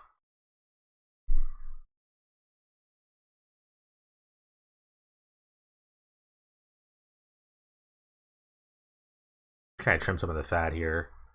Let's see. Library was not bad. It is not. It's not the most optimal match from Library though. Just try to keep a good hand with like a bunch of mana producing idiots or Predator oozes. That'll like really stall the game a bit. I think I won my last cycling matchup just because my opponent did not play optimally. I'll keep this hand. This has a lot of potential. If I draw a third land. I may have one too many lands in my deck, but I do have like 6 drops. So I need to cast them at some point. So and you need a bunch of forests for ROFELLOS to be good, so I think I'm fine. They also kept 7.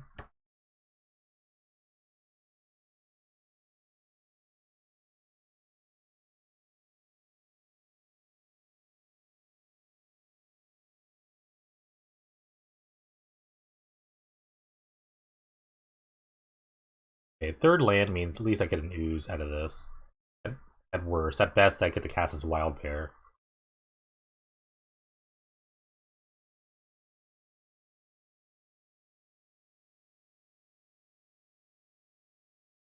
Right?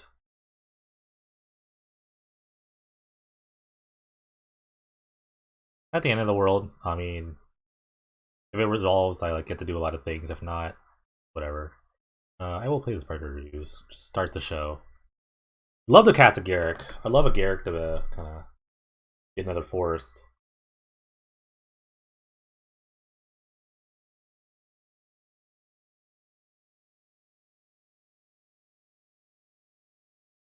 Alright, the Stinger comes down. I'm just gonna attack right into it.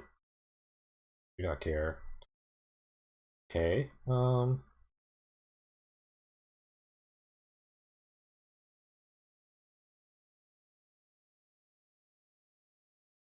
Kind of go wide plan went well last time. I might do that again.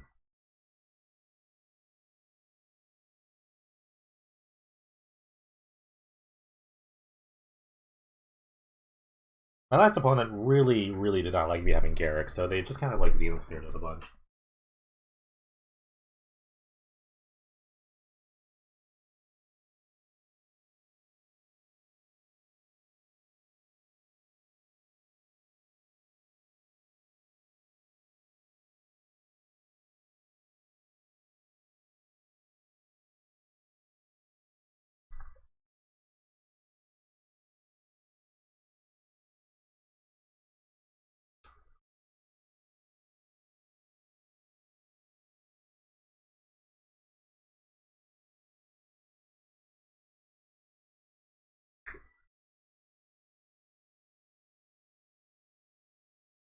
So sorry, I took a gigantic bite of a sandwich. So I can do a lot of things. I can play the bow. The bow will let me attack through these things. Because attack neutral give me death touch here. I also played another ooze to block. I mean, I haven't made a character token, so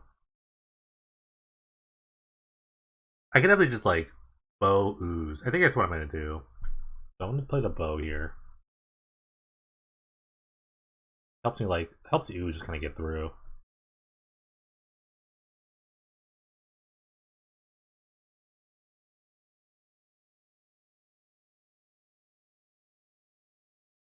Ooze, pass.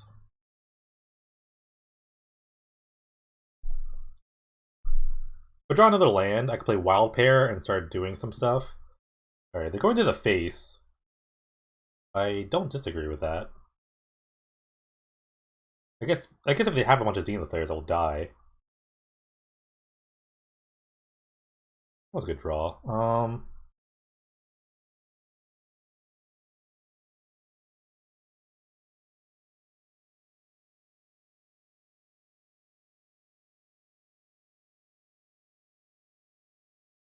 I'll go up to 22.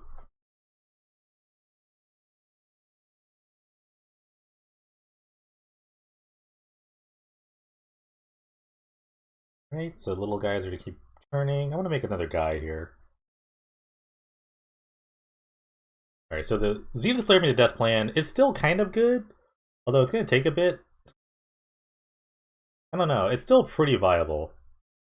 I kind of wish I could have kept my Petitioner when I had a Wild Pair.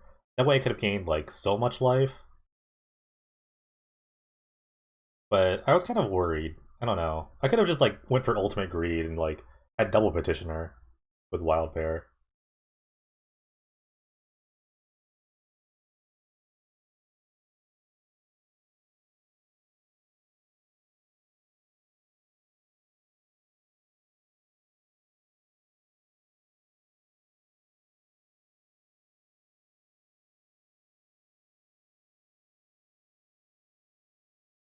Oh. Um I definitely I did to like untap, flare, untap, so I think I could be a little greedy this turn. Let's see if that comes to bite. I don't think I can. Let's see. Hold on. Hold on. Let me do the math. Let me just math this. Okay, they cycle 3 cards. Let's say they cycle 3 cards. Um, I go to 16. Then they go to 14. Yeah, I'm gonna play it safe. I'm being stupid. Let me just play it safe.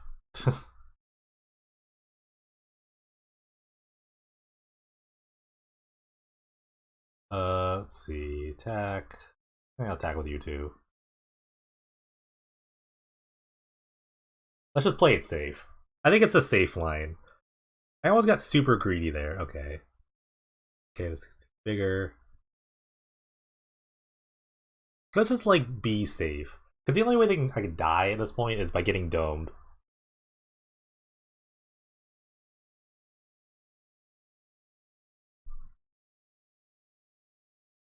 They drew a lot of lands.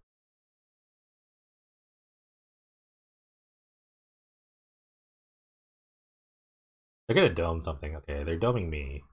I mean, it gives them a lot of life too, so you can't really. I don't think you can come in with the fox. I would actually just trade 3 creatures for this. Okay, if I could draw a 1-drop here, ooh, that was pretty good.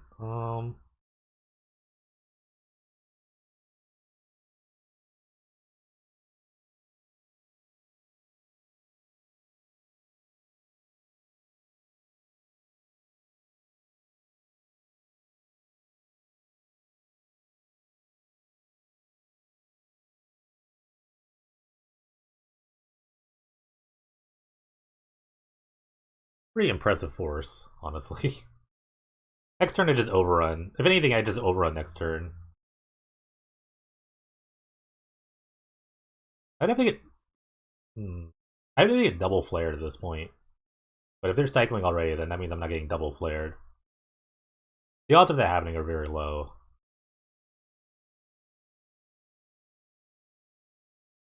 Okay, they took out a petitioner. Heal. Peddler's gonna end the game here with the wild pair. Hopefully. They could easily just ping it, I guess.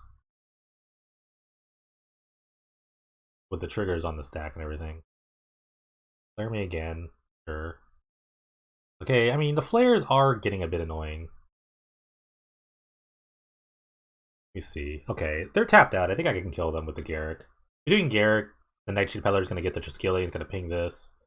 Ooh, attack. Ooh, attacksies. Okay. I mean, they're just dead. Safe.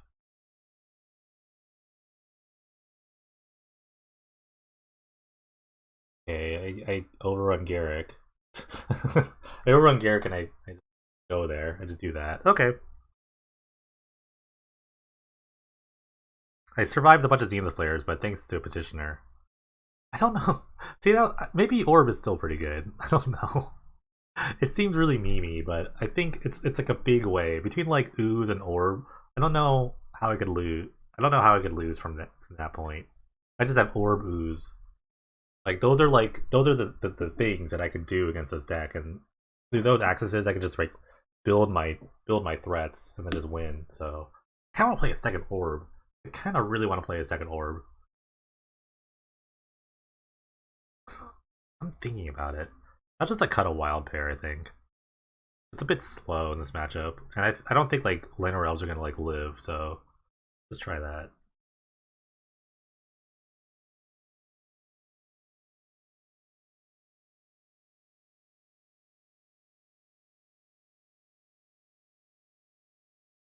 All right, I can roll with this. Turn 2 Ooze. I can totally deal with that. With Nightshade Peddler back, give it Death Touch. Ooh, Tracker. Can I assemble Tron here? Can I assemble Voltron?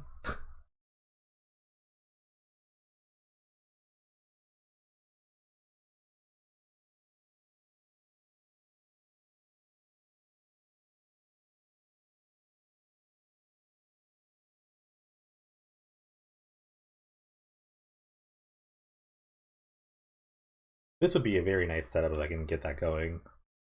It just means that like every creature that comes into play will die.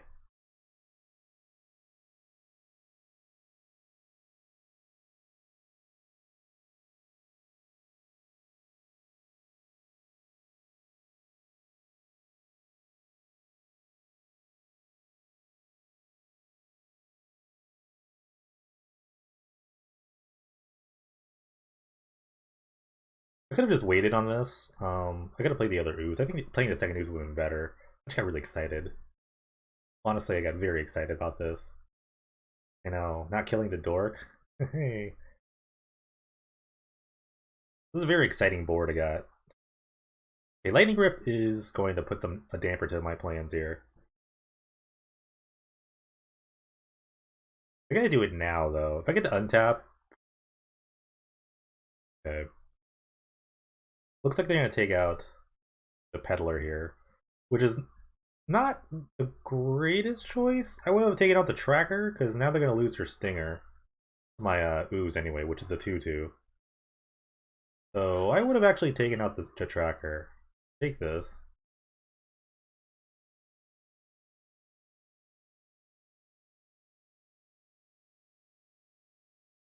Okay, we'll fight.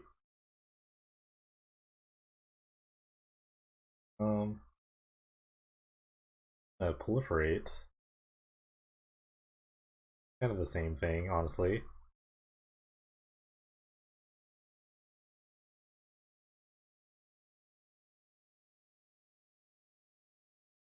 Man, Predators is great. This is so great. And yeah, I feel pretty good about my board here. They could take out my 1/1s. I mean, it would not be the end of the world. Okay, another Stinger. Now they know to kill this thing.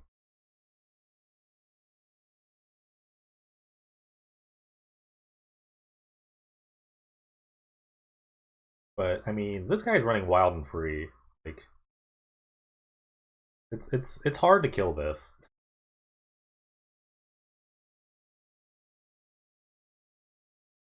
And I'm just gonna make a big petitioner very soon.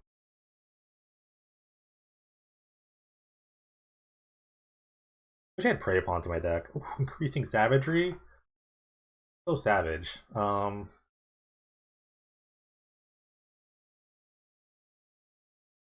Let's see if they block.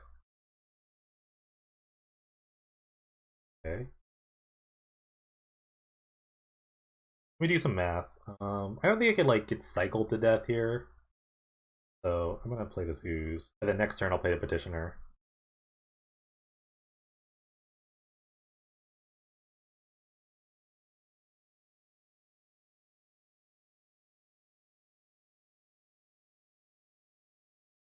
Another Rift. Pretty decent. I can still just draw a Witchbane Orb. They really should kill the Mana Dork.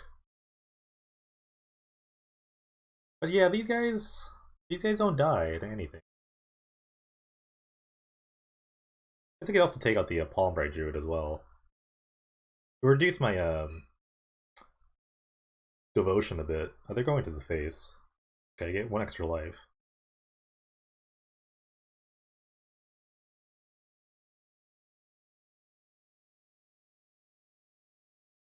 Taxis?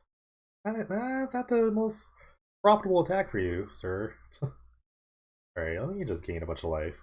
Like 8 life. 9 life.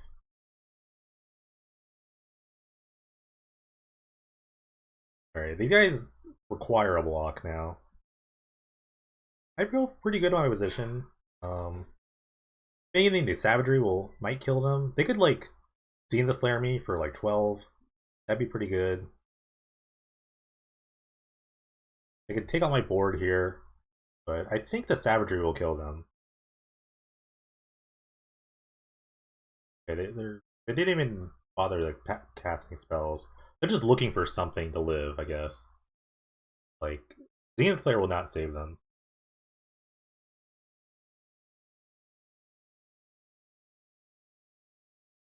Sure. Let's see, savagery gives 5 counters, so it's basically a gigantic boost. I can just play a Petitioner. Let's see, let me just do the math real quick. I mean, even without the thing, I have 12. I mean, even without the savagery, I don't even need that. These schemes grow as they attack. So I didn't even need the savagery. Alright, Predator Ooze does it again. Great card. Alright, round 5 with the Penny Triple Wild Pair list. I roll I will keep. Anyway, spied on my opponent in the middle and between the rounds. I think they're also playing mono green, just a different sort of like bigger green deck. I wish I had Forest. I would have kept this, but I can't. So again. This hand's a little better. Peddler into Ooze is a pretty good combo against the mono green deck, so I'll keep. This kind of blocks forever.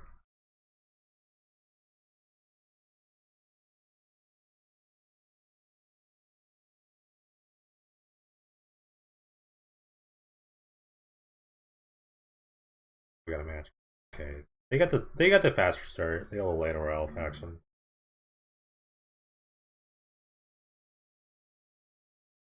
Petal.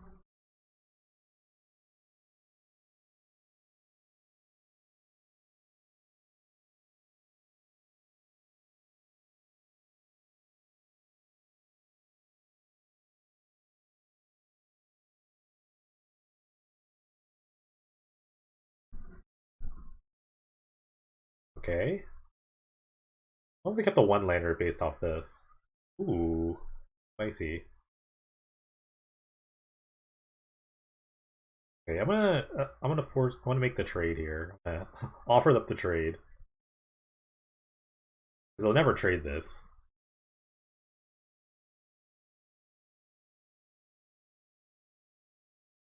They would never trade this. If they did, that would be pretty amazing. We'll play the Unkillable Ooze. Pretty unkillable today. Every time I played it, it's not died.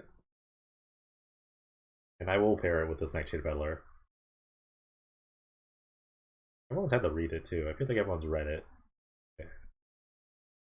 Death Touch Indestructible, pretty sick combo.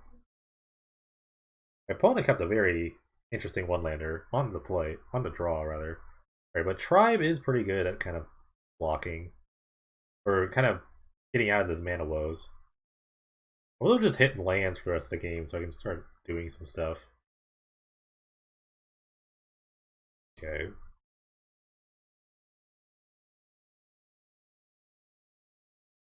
Okay, we'll start the slow rolling train here with the Predator Ooze. Pretty much unblockable at this point. Because they already have, like, with one land, they already have about, like, 6 mana in play. It's, like, more if they draw to their forest.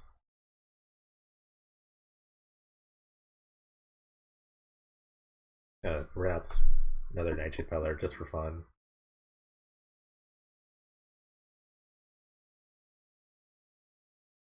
Right. Bunch of mana. We got a lot of mana just for 2 lands. I really gotta take out these elves.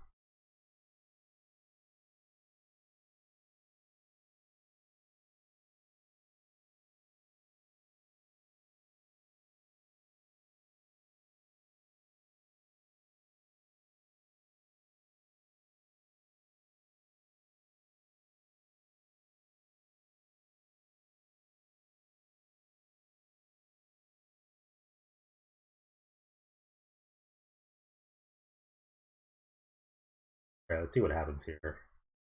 I'm not worried about like really big creatures. I always have like Nightshade Peddlers and uh Predator uses the block. Going wide would be really scary. Okay. I really can't fight this, so he has to fight this 1/1. Okay. Sick fight. When you fight a Death Touch guy, that's what happens. I mean, maybe that was just like their play, but I'd love that. I'll take that exchange every day. All day, every day, I'll take that exchange. I have another peddler too to make another kind of thing. Okay. Yeah, fighting is the creatures deal damage to each other. So if your creature has Death Touch, that's what happened. I'm gonna crash in again with both creatures.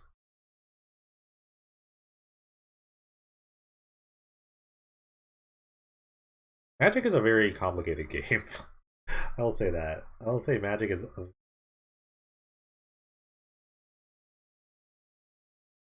I'll say that Magic is a very complex game. They're gonna trade. That's amazing. I will take this trade all day, every day. Yeah, I will make another Death Touch guy.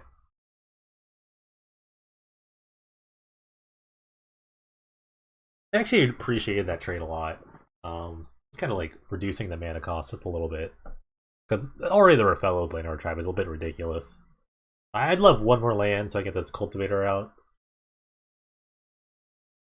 I just want to hit running lands, and then after 6 lands, just every creature in my deck. I can start tutoring.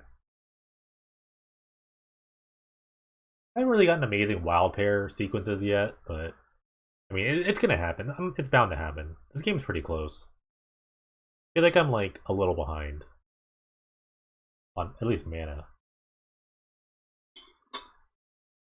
My opponent's like really thinking about it. That means they have a ton of options. Every time your opponent has a lot of options, it's really bad. It also means they can make the wrong option, like fighting a Death Touch guy.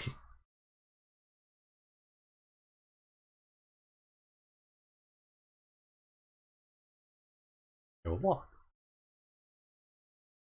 I feel like this is a great block.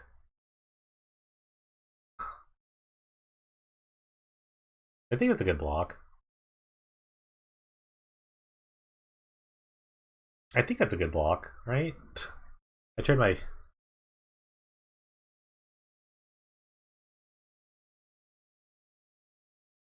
Okay.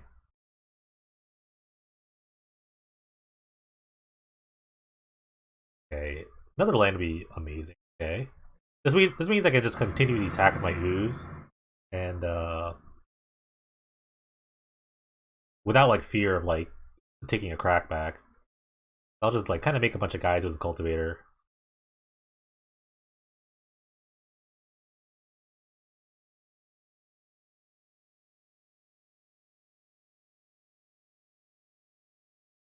Cultivator has multiple uses. Kind of the worst 5 mana make a bunch of guys creature, but in this deck, I really like it. I really like it a lot because it has different modes that you can take. I really do love Cultivator Blades, especially when you like pump it with like just anything, like an increasing savagery or God, the savagery would be such a good draw if I drew one. Because then I could just like savagery the Cultivator Blades, and then everything would be huge. So that'd be a really nice draw. I have a lot of really good draws. Forest would be pretty good too. Maybe I don't know. My opponent has to have a bunch of things to do. They've just like chosen the weirdest lines. This ooze is unkillable. This ooze is literally unkillable. I haven't played like a black deck yet that lets me sacrifice creatures or gets minus counters, but this ooze has been unkillable so far. Block.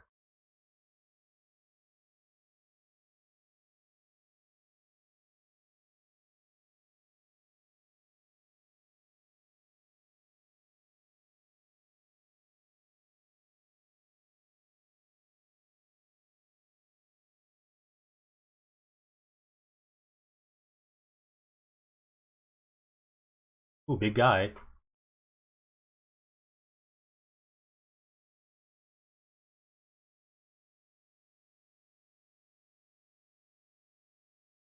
Alright, Feasting Troll King. Alright, it's a 7/6. It's a big guy.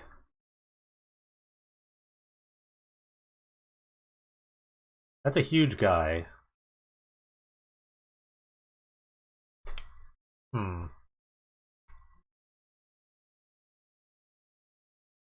This thing has a lot of text on it. Let's see. We capture your hand, make fruit 30 for the 3 sacrifice fruit tokens. Okay. So it's huge. From what I'm gathering, it's huge.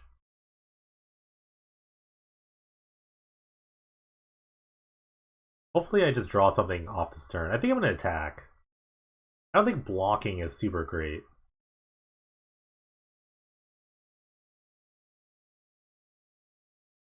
Honestly, I don't know if I want to block next turn. I think I want to attack just to make this a 5/5. And then next turn's like a 6/6. I'm trying to think. Like I take the 7. I take 7 here, go to 13. Hopefully I draw something for the wild pair. Like I draw like a 1/1. Or if I draw any creature I can tutor. Basically any creature's under ROFELLOS. So yeah, I think I'm attacking. You think? No, because then the crack I just block the servo. Yeah, I think I'm attacking. This could like lead to my death, but I think attacking is the right call here. Just because next turn it's like I know it seems stupid, but next turn I get a 6/6, and then they can't really block reasonably.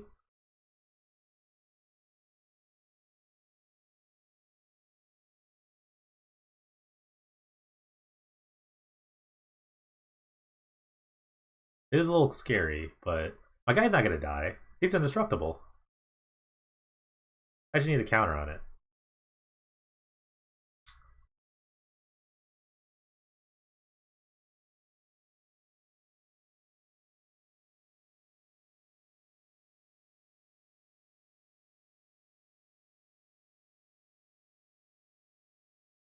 Alright, that's big. That's a big guy.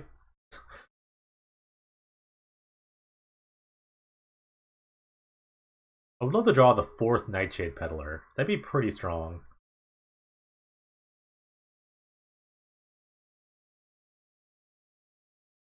Alright, luckily you can't double soulbound. If that was their idea, you can't really double soulbound something. So that might just soulbound like the Landor tribe. I would know I have soulbound creatures in my deck. Okay, now I can't attack next turn. Yep, I'll take 11. Good home for treasure hunt. Can hunt for those wins.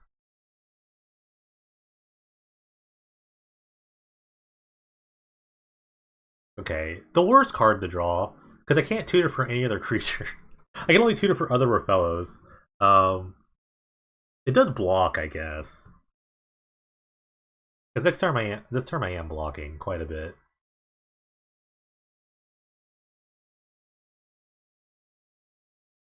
I actually will get another ROFELLOS just because I don't want to draw another one. Drawing another one would be like not ideal.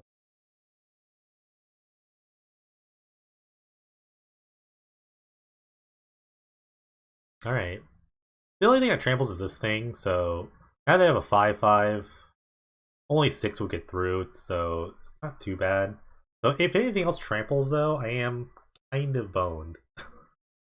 So I need to really draw something.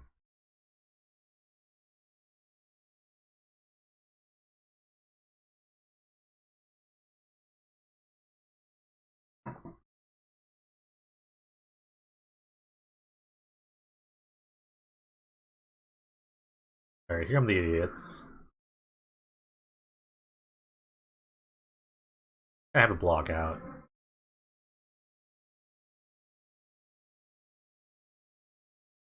Alright, Peddler would be the best draw, by far. Would be the absolute best draw here. Um,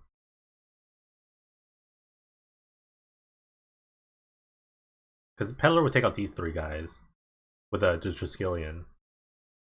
Although I am at 3.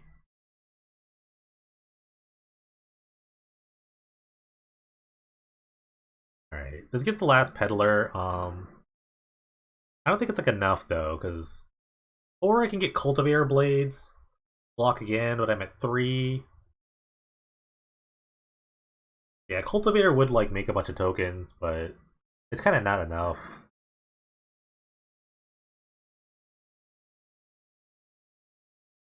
Yeah, I think it need to be exactly Peddler. Let me just look. These are big guys. These are really big guys. Alright. Tracker's not enough. Obviously. Doesn't have haste. Gigantomancer. No, it's not enough. Gigantomancer would be really funny on this board. Because I would make a bunch of 7/7s. It would be enough to kind of block, but then again, it's just attack with everyone. I'm at too low a life total. Gigantomancer would have been a really good play, though. King has trample. Yeah, it does. King absolutely has trample. That's a bunch of text. Okay, I don't know what much I can board in this matchup. Uh, my way of dealing with other creatures is just Skillion, Nightshade Peddler, so that's kind of like what I'm leaning towards. I think they're gonna bring in a bunch of disenchants for my wild pair, so I don't have like much in the way of other removal spells. I could bring in Stetsy Petitioner. I don't know if that's good enough. It seems like I don't sideboard at all, which is the answer. I think I'm just not gonna sideboard. I don't know what to sideboard in. They just played a bunch of creatures that I can't kill because I'm green. I'm also green. So let's just hope I just draw the right things. I'm just not gonna sideboard.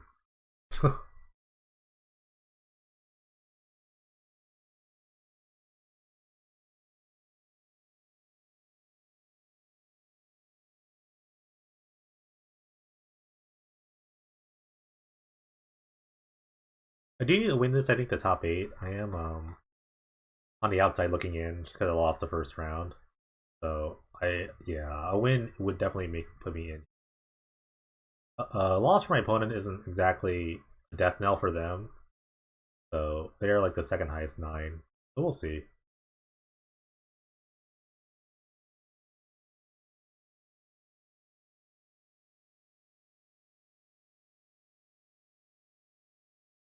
Yeah, but if I assemble like if I go like tracker, peddler, like ooze, I don't know how I could lose.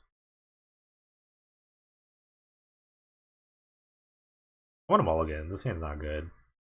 Not very fast. This hand's a little bit better. I can keep this. Um, a little better. It's got potential, I guess. I'm not going to 5.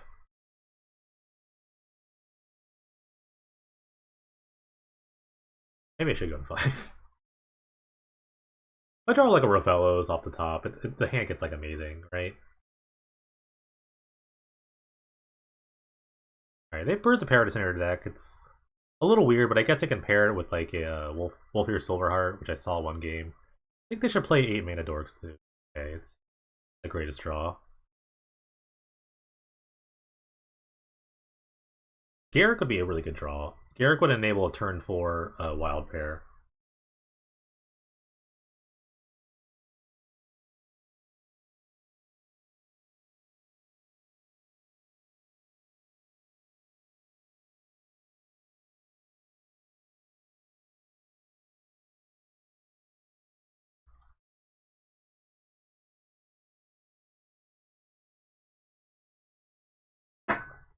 Right, Nature's Lore finds in their forest. And get to ROFELLOS. That's a lot of mana. It is a ton of mana. Right. I will offer the trade again. I will take this trade. I think everyone I would take this trade.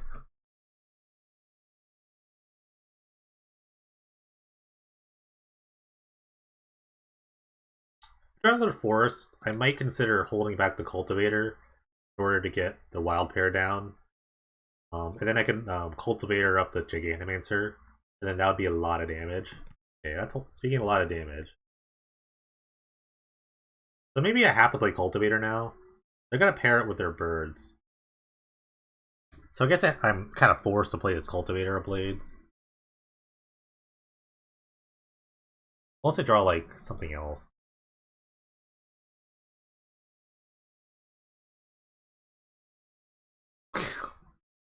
Okay. Wild pairs coming in 3s. Wild triplets.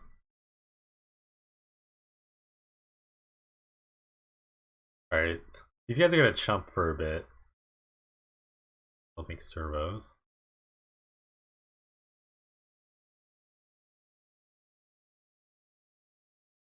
Yeah, I mean, that's what happens. Play a bunch of 6 mana do nothing enchantments. This is what happens sometimes. Crazily enough, because I have to play 4. The deck is too good without it.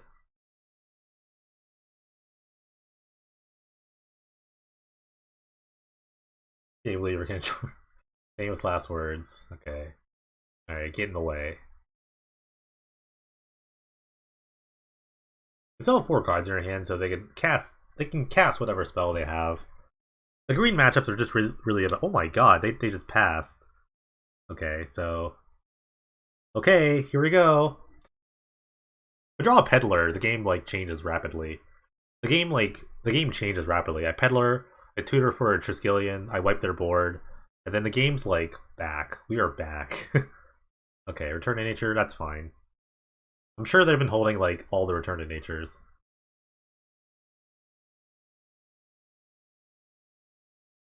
I have a lot of chump guys. A lot of guys that chump this.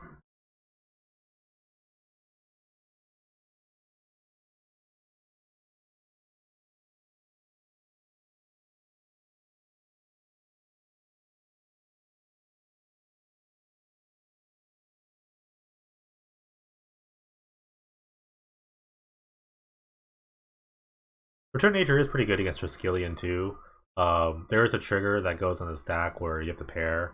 So if they don't, if they with the Soulbond trigger on the stack, they could kill the Triskelion.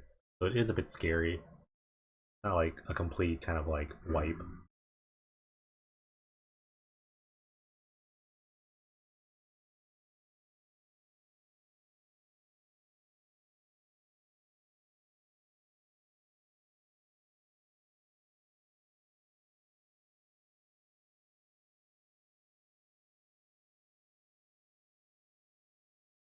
Wolfear Silver is kind of a big deal. I kind of miss it in the original like version that had like 4/4s or power toughness equal to great or adds up to 8.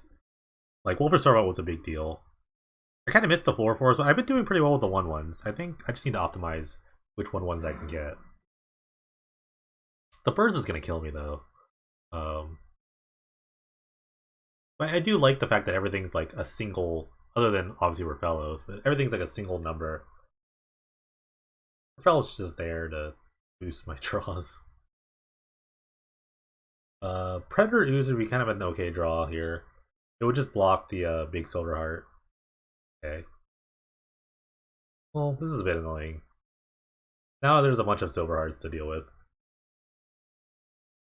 That's probably game, because I need to draw another, like, big creature. Yeah. I think. Block, block, I take 12. Block, I take 10. Yeah, that's rough. Kind of a rough draw. Kind of had slow draws this game. Maybe I could have mulled to 5. I don't know.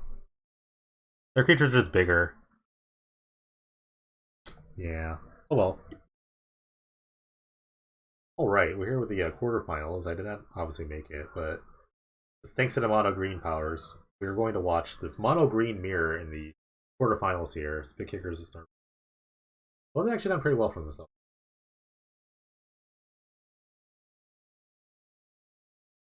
Sorry in advance for that. Alright, Llanowar Elves for both. That's a really good start. That's kind of the start you want in the green decks. You just want a very quick dude. ROFELLOS even better start. The first ROFELLOS is always probably going to win the game. And another Llanowar Elves for Spit Kicker. So main acceleration, the name of the game here.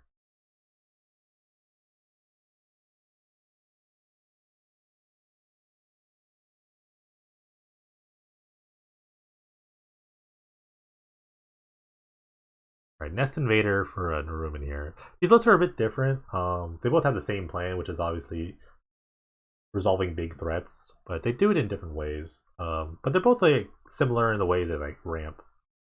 Bunch of mana dorks, and their choices are the choices they make though are a bit different. Look real quick.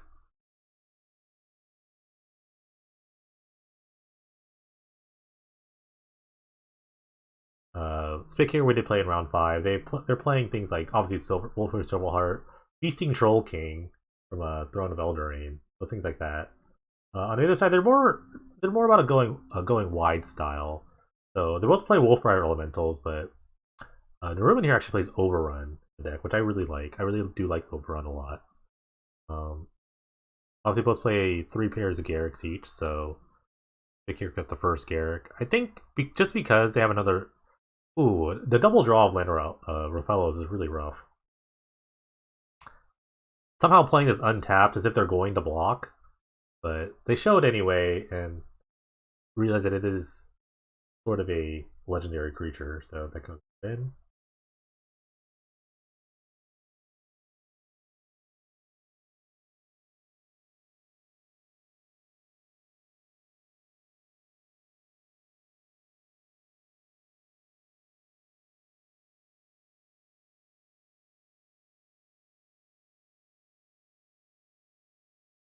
Alright, Garrick for Garrick. We also have the promo versions too. And interesting.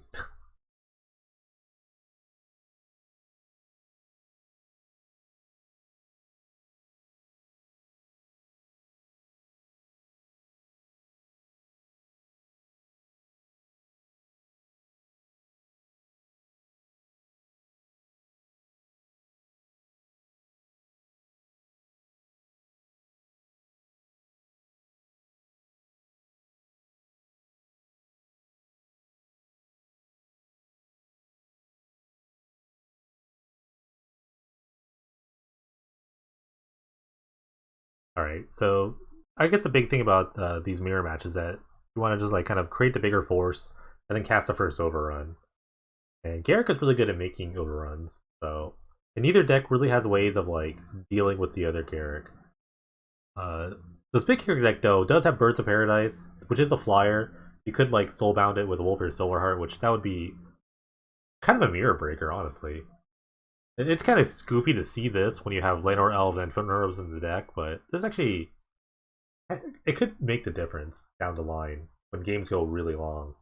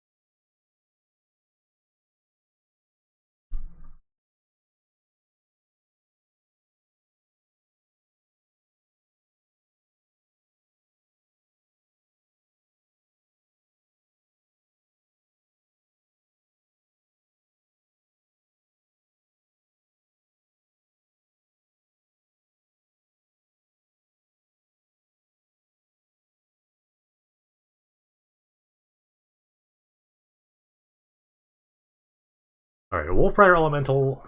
This is the big deal. This is the go wide scenario that we want. And here's the overrun. And this is, even if like this doesn't result in the opponent's death, which it really should. Um, that's kind of the breaking point here. So I think like, well, look at advantages. I think this green deck has a bunch of overruns, while this green deck has bigger, taller creatures and flyers here. It's hard to sideboard in these green matchups. I don't think either deck has much sideboard plans. I guess the Spit Kicker green version can play like Palaka Worm and Nissa World Waker. Sort of this more like interactive spell. Like just I don't know. I don't even know if Nissa's even good at this matchup. Maybe just Worm to gain more life. Another big trampling idiot. On the other side, I don't think Naruman has any sort of sideboard for this, so he was just kind of like draw my overrun.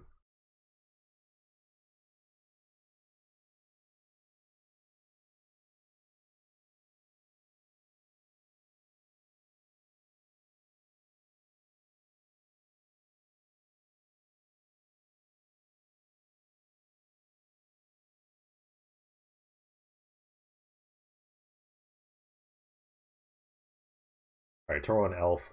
Good start already.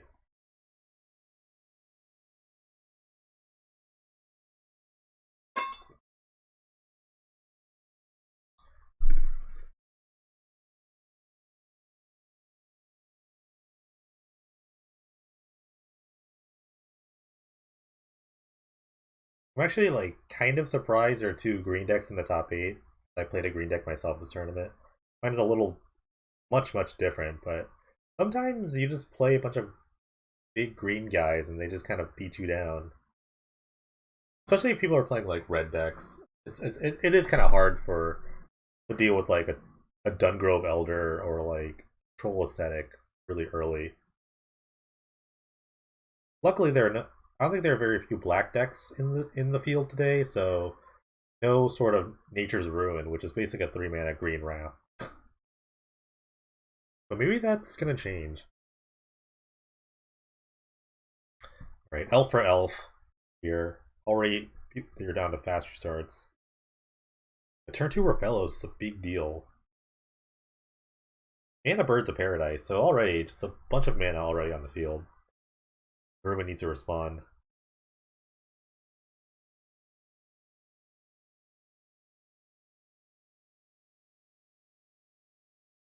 Alright, ROFELLOS for ROFELLOS, stride for stride, so no shortage of mana for each deck. And another Finlord Elves, wow! Blow for blow. Mana Dork for Mana Dork. But Spit Kicker's in the play, so they kind of have the advantage.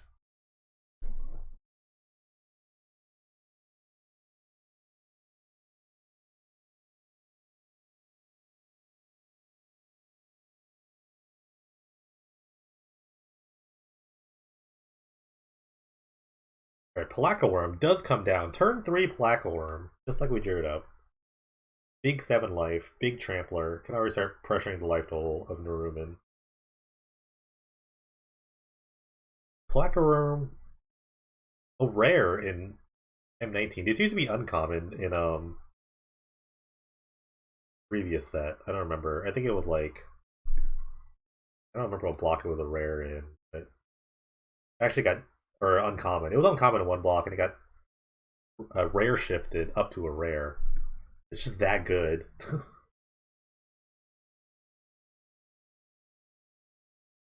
More middling elves here. Another Llanowar tribe and Elvish Visionary. So tons of mana, tons of elves. But not really an elf themed deck. Rise of Eldrazi. Oh yeah, that makes sense. That's right. You are right. It is Rise of Eldrazi. I don't know why I'd say makes sense. That doesn't make sense. That makes no sense.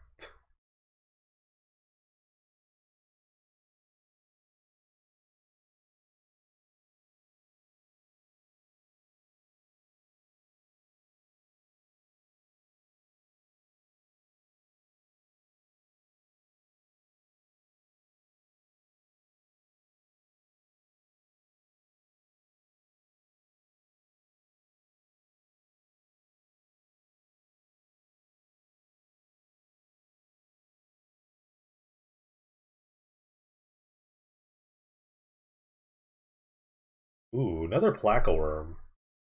It's kind of a big deal on this board. Even if like Ruben can like muster up an overrun, the life gaining is just too much. But yeah, definitely big deal here. There could be there is a like a factor that a room can do. Seeing this life gain, they can bring their own life gaining cards.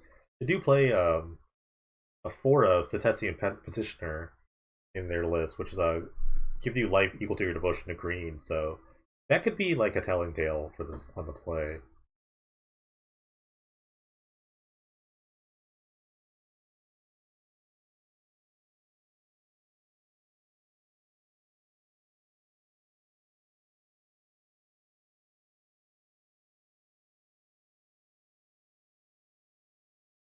Right, man, they've got a lot of turn one elf draws.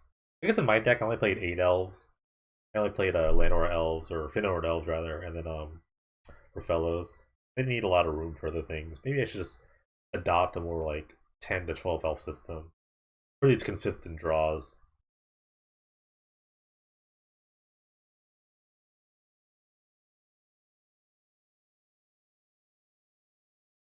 Alright, Lanora Tribe, a good follow up.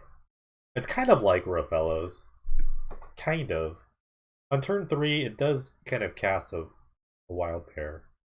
But it won't. But we don't have wild pair, so I guess if Lanora Tribe, or rather ROFELLOS was in the format, Lanora Tribe would be like a good sort of like facsimile towards that.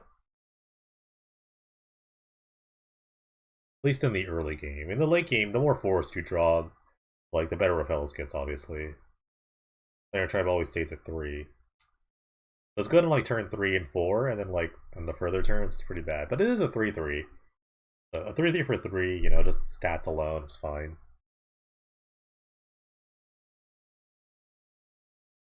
Alright. Big start from Naruman. Alright, lays the first Planeswalker into Garrick.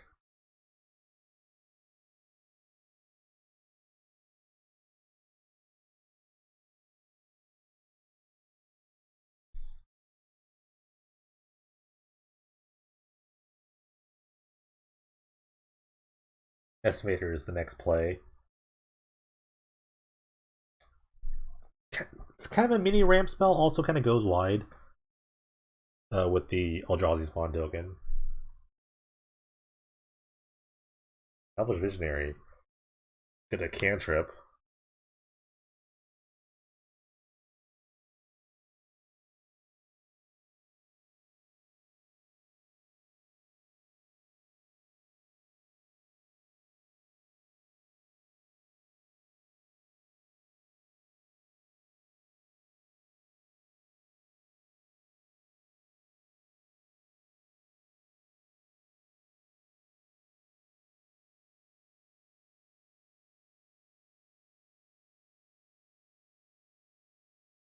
Alright, Feast Troll King.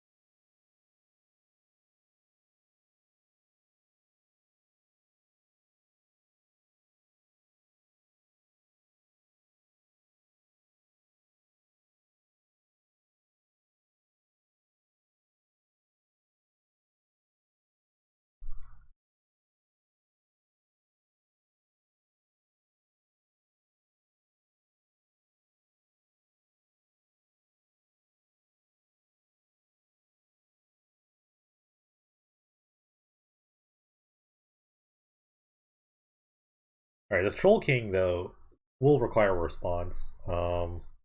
It's the best bet for Naruma is just to do the same thing they did game 1, which is go as wide as possible and just try to overrun their way through this.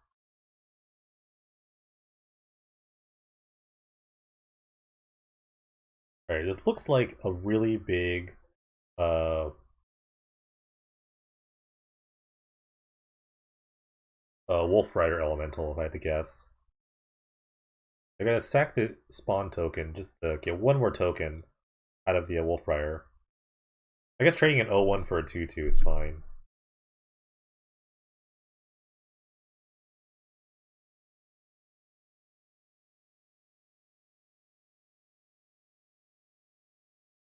Just because they're not marked for a PD, I think. That should be marked. I don't know how the bug thing works.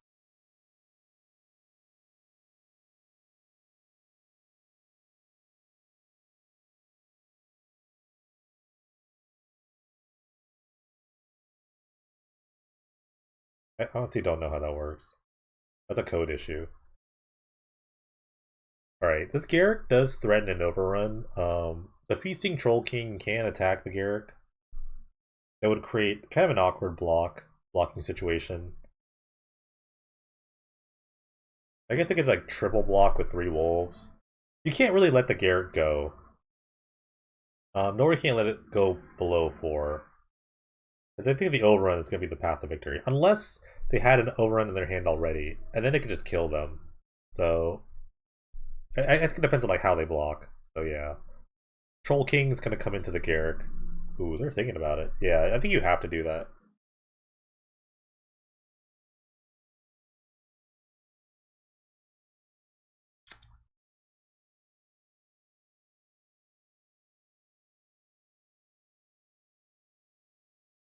That's just one card. I don't know. But that deck is good. Alright, they're going to double block with the Wolfbriar and the Wolf. This will save the Garrick to four loyalty counters. So an overrun is on the table.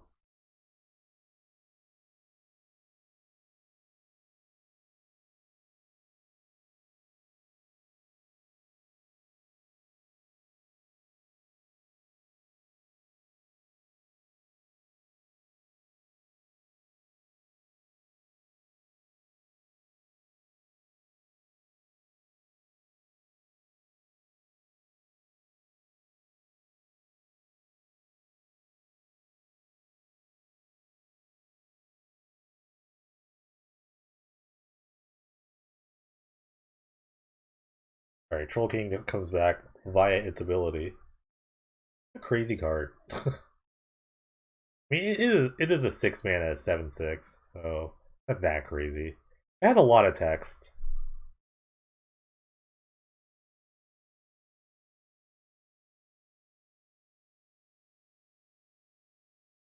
Yeah, it's weird. Cards like that, they work and they don't work. I don't understand.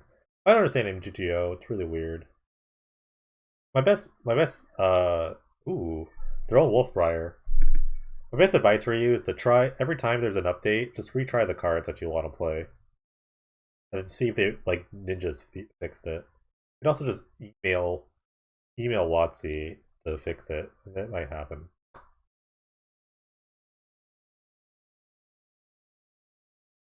Alright, Wolfbriar for Wolfbriar.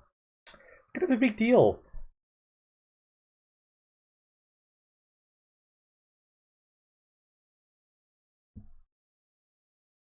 You gotta try, right?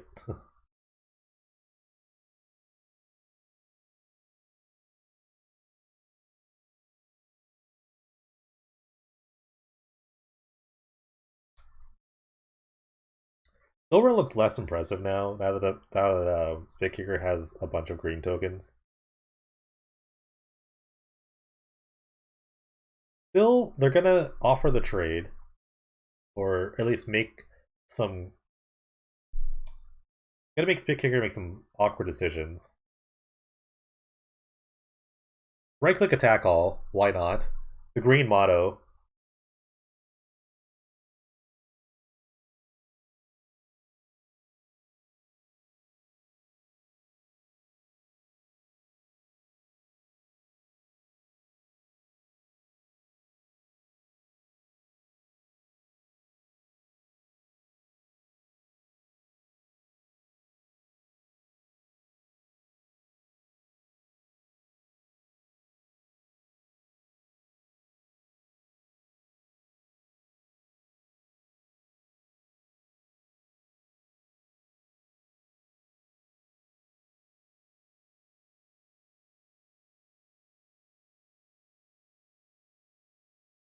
They actually had enough toughness to actually make this not lethal.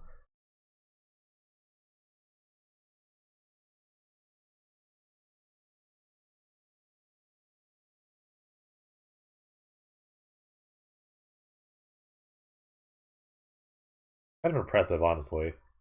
Maths for defenders, I know.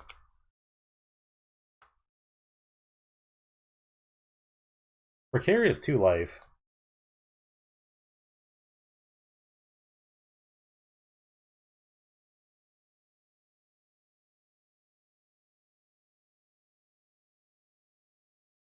Another overrun would kind of do it. Now that they kind of reloaded with the ROFELLOS and the Llanowar Elves, this is not a bad spot. If they draw another overrun, I think the game would be quite over. Well, the Troll King can attack this turn. Vigilance Trample, pretty sick combo.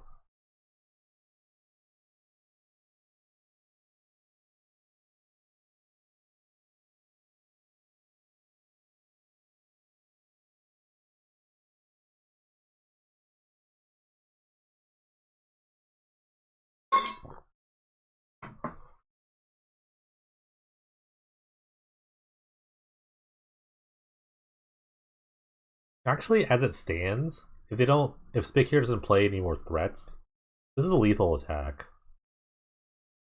But I can't imagine them not playing at least like 2 more threats. Or can I?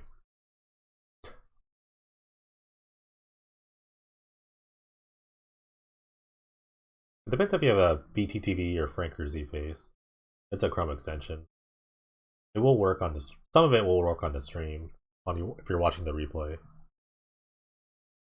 Yeah, on the sidebar here, it will kind of work. But for yourself, if you're in just like if you're just looking at your own chat, you need BTTV or Franker Z face. It's a Chrome extension. I don't know why I'm whispering. I think I was like whispering there. Let's see. Alright. They need to produce 2 blockers. That's the key. You need 2 blockers here. The math stands, 2 here, 2 here, 2 here, 2 here. These guys get through. You're dead. So at least 1 blocker, I guess, would block the ROFELLOS. So you can go to 1. Ooh, has to tap ROFELLOS to cast another Troll King. Alright. The Troll King makes the math a bit different. It does produce 3 food tokens. So the food can gain you some life. So that's an interesting scenario we got now. We're back in season 15 all over again, where food messes up math for everyone. I think though another overrun would just kill. If I had to look at the math. I had to think about the math for a second. Another overrun would just kill. Birth to Paradise doesn't really add much to the party. Because like if you untap, tap the ROFELLOS, tap 2 forests, overrun, that should be enough. Just kind of based on like how people can block, and how much life you can gain. You can only gain about 4 life off the food, so you're at effective. I'm sorry, not 4 life, 6 life to 3. Yeah, so you're effective 8. Um, when they leave food mana open, they do. They have only 2. Oh, jeez. That's. I think it's all they could have done. Wow. There's a concession. No overrun was found. I guess that's it. They kind of just like gave that up. Um. Hmm. Yeah. I guess the food is a little much, and the tramplers are gonna get through there. So. Oh, okay. Good match. Good call, Feasting Troll King. That beat me too. I don't feel bad. I don't feel too bad, rather. That's what I say.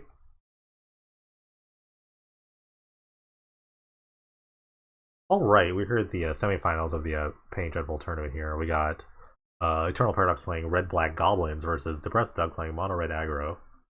Red deck wins.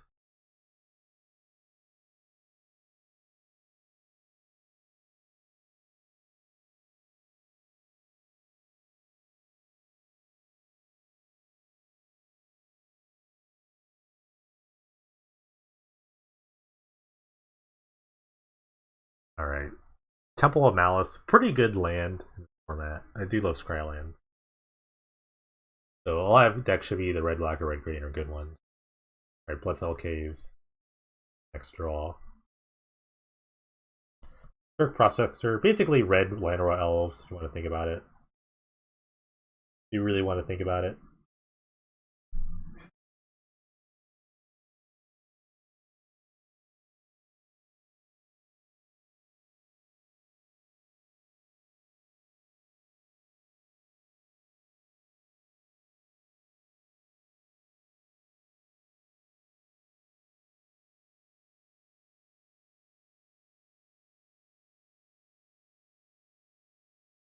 Alright, Incinerate on the Prospector. I don't mind that play, honestly.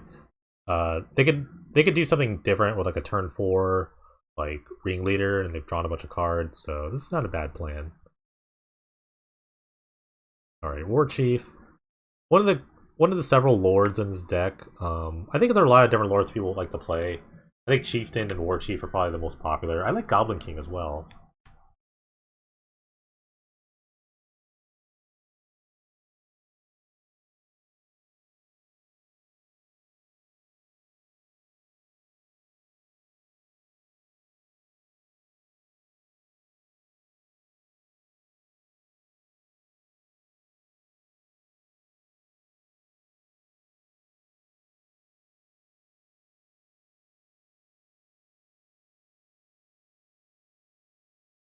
Sorry, I have to like. Alright, that's a big Renzo. It is a big Renzo.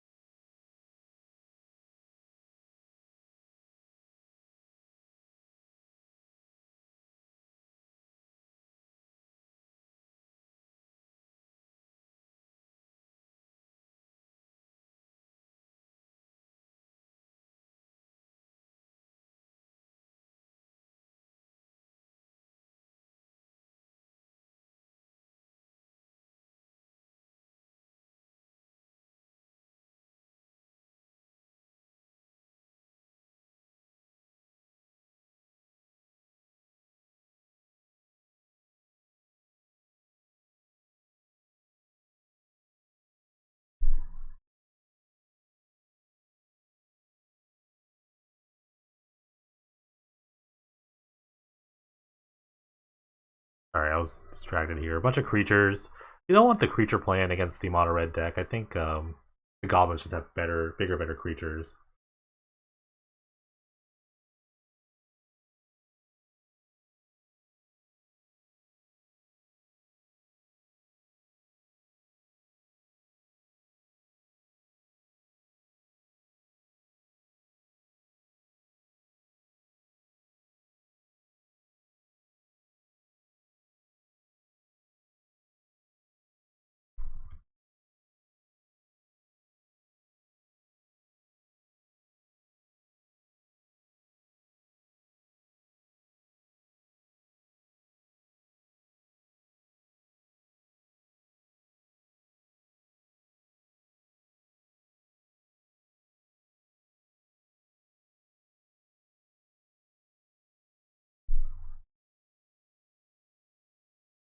Alright, this is a big. This is a lot of stuff.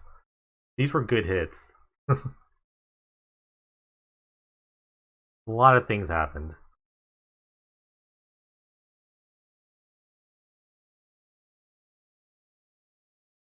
Oof. Weird Mogwar Marshal.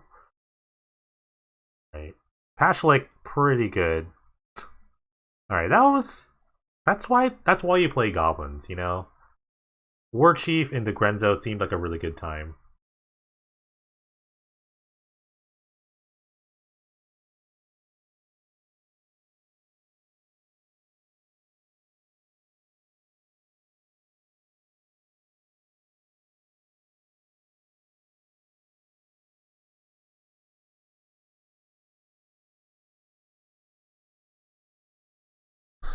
Alright, sideboard. I guess the mono red deck can get a little more controlling here.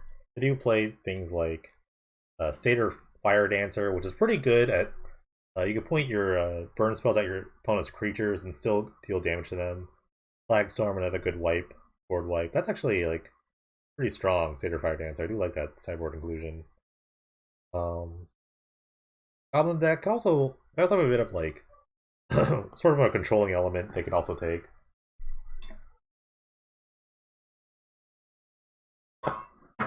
Got a little fun ups here. Don't want to spoil all the fun. Maybe you'll see them.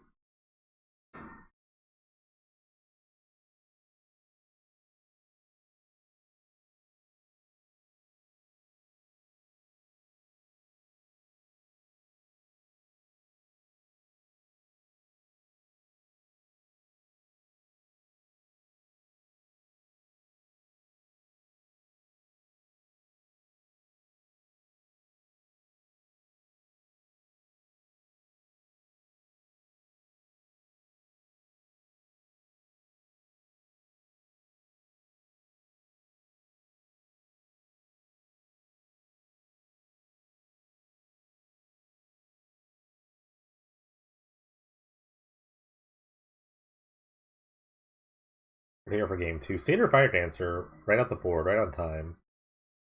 They get some extra value out of these burn spells. They make them all into like basically Searing Blazes. If that makes any sense. Like, ooh, but Mutation's Expert can take out the Fire Dancer.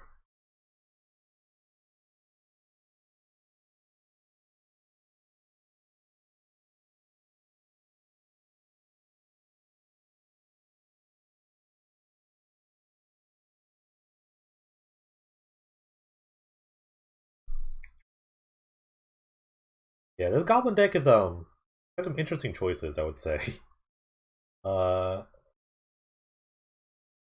I don't know if I agree with all these choices, but it's more like built around, I guess, like War Marshals, Matrons. I guess if you have 4 Matrons in your deck, you can kind of tutor for whatever you need to. But very interesting choices in threes and twos and ones ofs. You can play around with some of the numbers, of course, when you have Matron.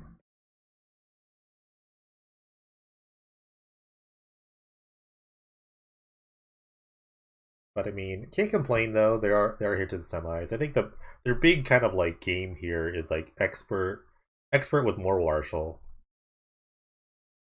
Um, War Marshal just making a bunch of tokens for goblins for Munition Expert to kind of feast upon other creatures, so their other guys can get through. Not exactly like a full-on aggro deck, but more of just like a interesting mid-range deck. If you can call a mid-range deck with like 31 creatures mid-range, 30 plus creatures.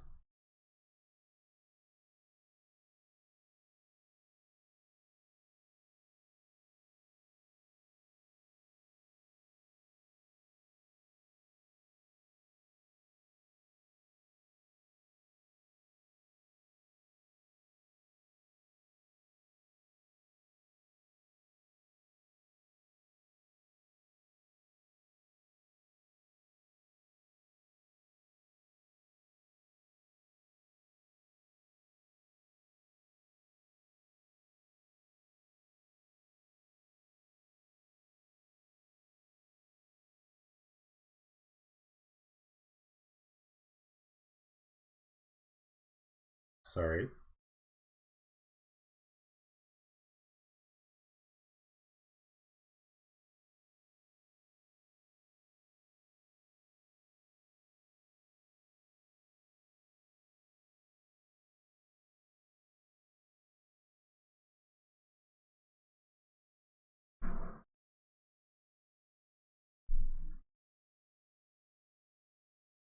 Alright, Arc Trail, pretty great card against Goblins decks. Kind of just like take out a nice clean 2 for 1. But a Ringleader can just draw 4 more cards. We'll see what the hit is. Dragon's Claw, Mutation's Expert, another Ringleader, and a War Chief. So 3 out of 4, not too bad.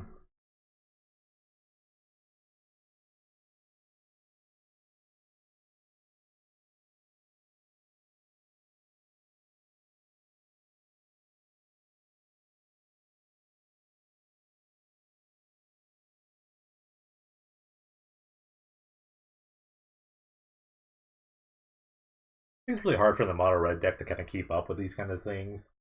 Um, Eventually their burn spells will kind of like not outlast. What's the word I want to use? They won't outlast the goblins' just complete onslaught of creatures, which is something why Satyr Fire Dancer was kind of pivotal in this matchup. You could still like point your burn spells at your opponent's creatures and still get value out of them by hitting their face. So it is a shame that it died. Yeah, Mono Red's gonna have to bring back something like a Chandra Pyromancer would be really good. Kind of like continually take out creatures while drawing cards when there are no creatures available to kill.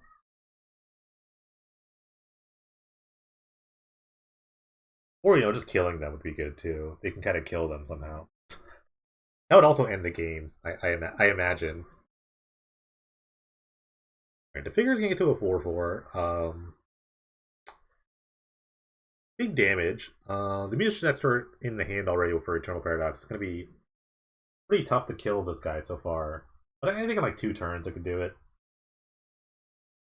I imagine the next draw is gonna be like a War Chief from Eternal Paradox. And now they can just cast an Expert. Right, they kind of. I would have actually probably gone War Chief into Mogwar Marshal. It's better on your mana, but I guess this is good too. I guess more Marshal Expert. Take out this 4/4 while you can. Actually, never mind. Yeah, ignore me. Just ignore everything I say. Ignore everything I say.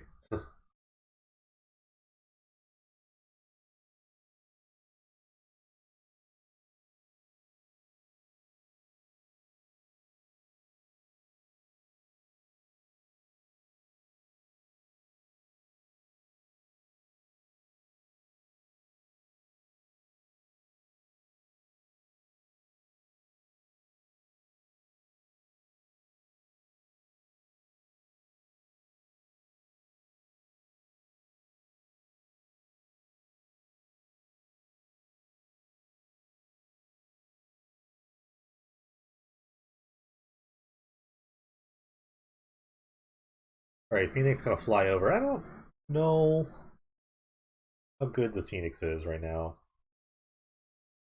because the crackback is gonna be pretty massive here.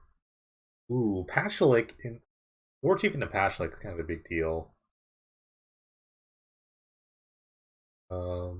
That's probably game unless there's a big board wipe here for even the board wipe is not good because Pashlik will just Pashlik is really good against board wipe, so this is probably just game, and I think Goblin's gonna go to the finals here. Unless somehow the mono red deck can muster up 15 damage single turn. Alright, I got the plan. Blazing Shoal. Blazing Shoal, exile a 10/10 or a 10 CMC thing. Alright. Alright, okay, realistically. Take out the Pashlik first. That's not a bad idea. They're gonna take 1. And then you can kind of sweep the board here. But I was actually no, Blazing Shoal on Phoenix would be pretty great.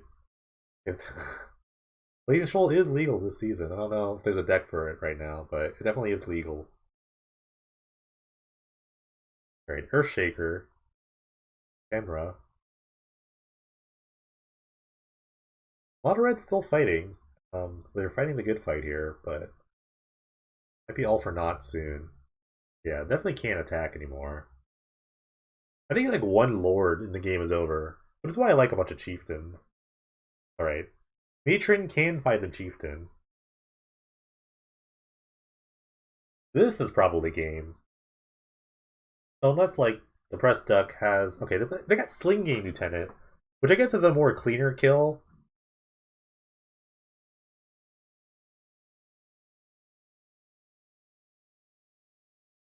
Alright. Goblin's gonna take it to the finals. Sweet deck, actually. That actually was a really sweet deck.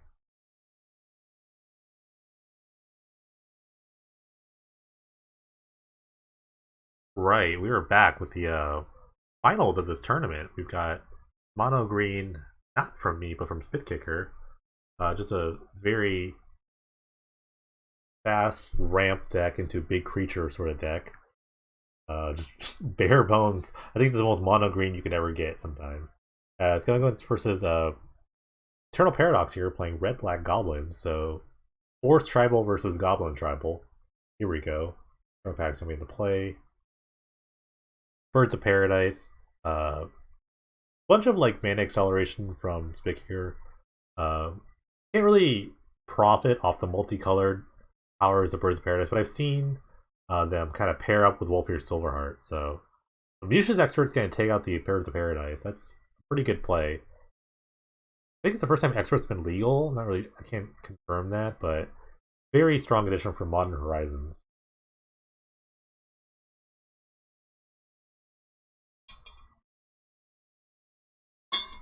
ROFELLOS, the another draw. Maybe hopefully another Mutia's Expert is in the wings.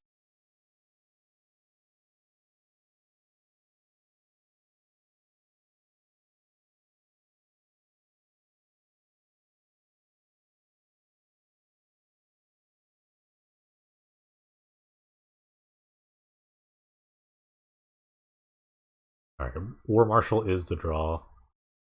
So this ROFELLOS is gonna run wild here. The Goblins deck, as such, is chocked full of goblins. 35 main deck goblins. There's a one of Warren Weirding in the deck. You can tutor it with a Goblin Matron. Kind of the main focus of the deck. A 4 of Goblin Matron is. So kind of gets you a nice toolboxy sort of deck. Not really a full-on aggro deck, but more of like a mid-range toolbox style.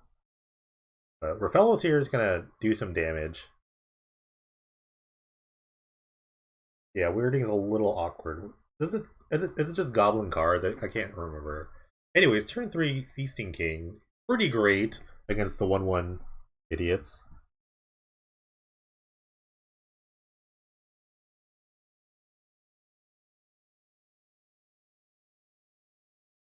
Okay, yeah, so Weirding, you can get Weirding off a Ringleader. Alright.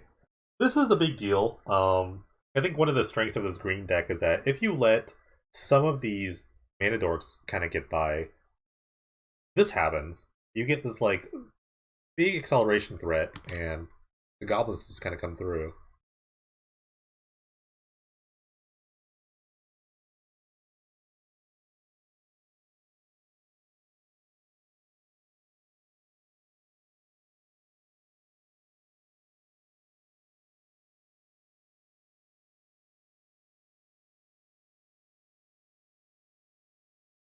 Right, Pashalik can like I would actually honestly I would so this you could ping this and I would just kill this thing right now.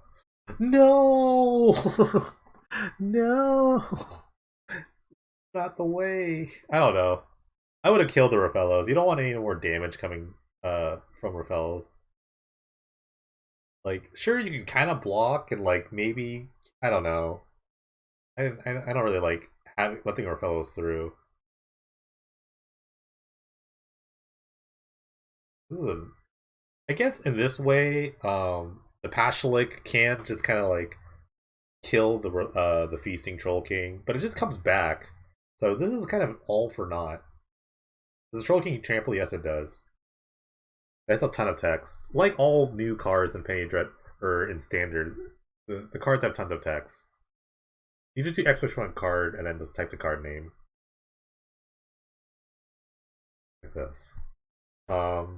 Yeah, it's really silly.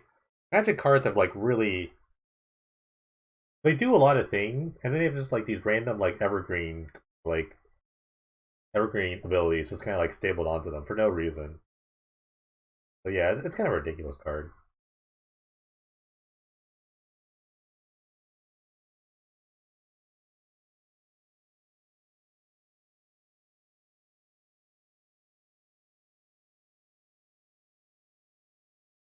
All right, so instead they let the ROFELLOS live, but I guess they didn't want the This is kind of another bad play. So they played one at the ROFELLOS just to make it so that the Feasting Troll King couldn't come back their turn because it's a sorcery speed. I guess they could do it any of your turns. That's sorcery speed. My apologies. It is acting only in your turn, so they had to do it then to make them waste the food. So I don't know. They're just kind of they're back against the back's against the wall for the Goblin deck. It's gonna be a tough situation to get out of. But that's sort of like Doomblade type effect, which a Goblin deck really doesn't have. Right, Ringleader can kind of draw a bunch of cards, which wouldn't be bad in normal circumstances, but this is a not normal circumstance. Let's see the hit. All right, Swamp, Goblin Matron, another Ringleader, and a War Marshal. That's not too bad.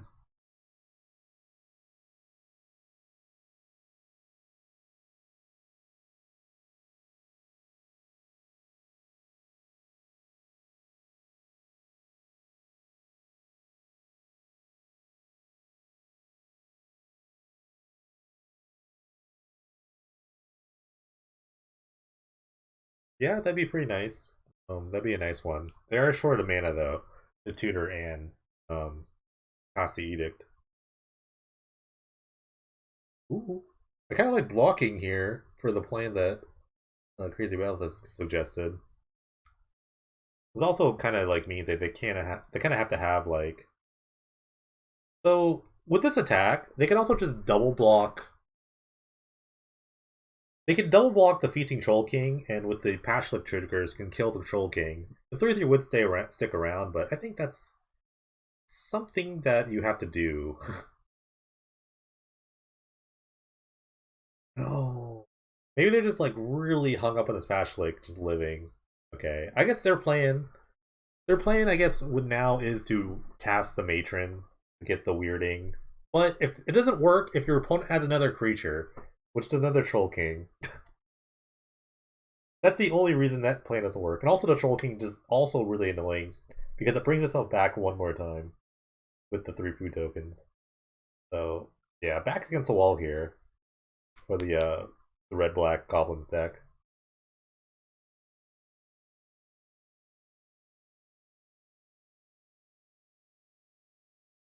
Right, they drew the land, so they definitely could have had like matron weirding, which I think you have to do anyway, and then just kind of like hope for the best. Your best bet in killing this other Troll King is to draw another munitions expert with a big board, but that means you couldn't really block the next turn.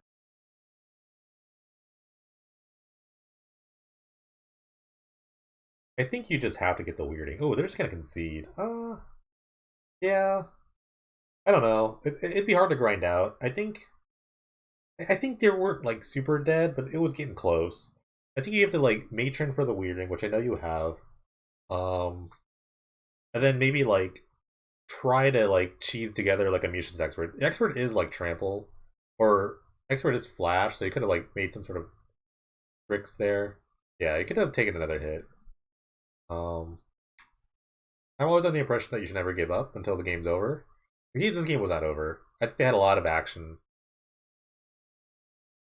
but sometimes you don't see the line, and you have this clock is 25 minutes. You have 25 minutes to think about things, so you could definitely like take your time a little bit. This game's not going to be that fast. But anyways, in game two, we're going to see some sideward action.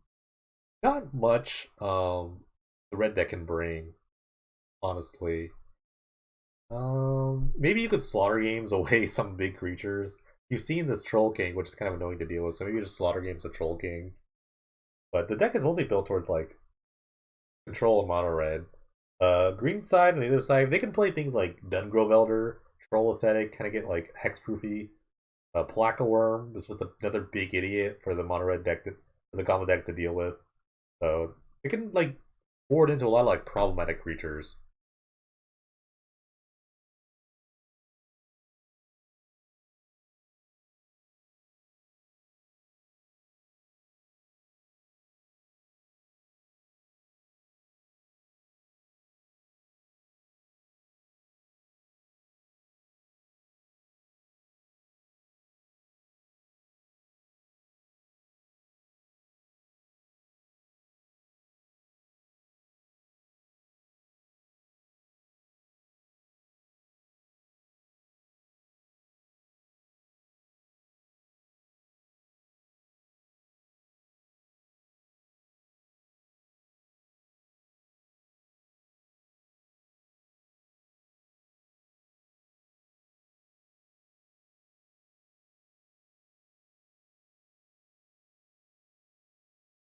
Alright, Munitions Expert gonna take out the Llanowar Elves.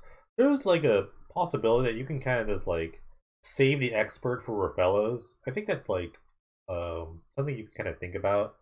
Obviously they don't always have ROFELLOS, but sometimes they always do. So I don't know. Anyways, Bolt the Bird is the philosophy here. Completely reasonable, honestly. But here it is, ROFELLOS, as usual.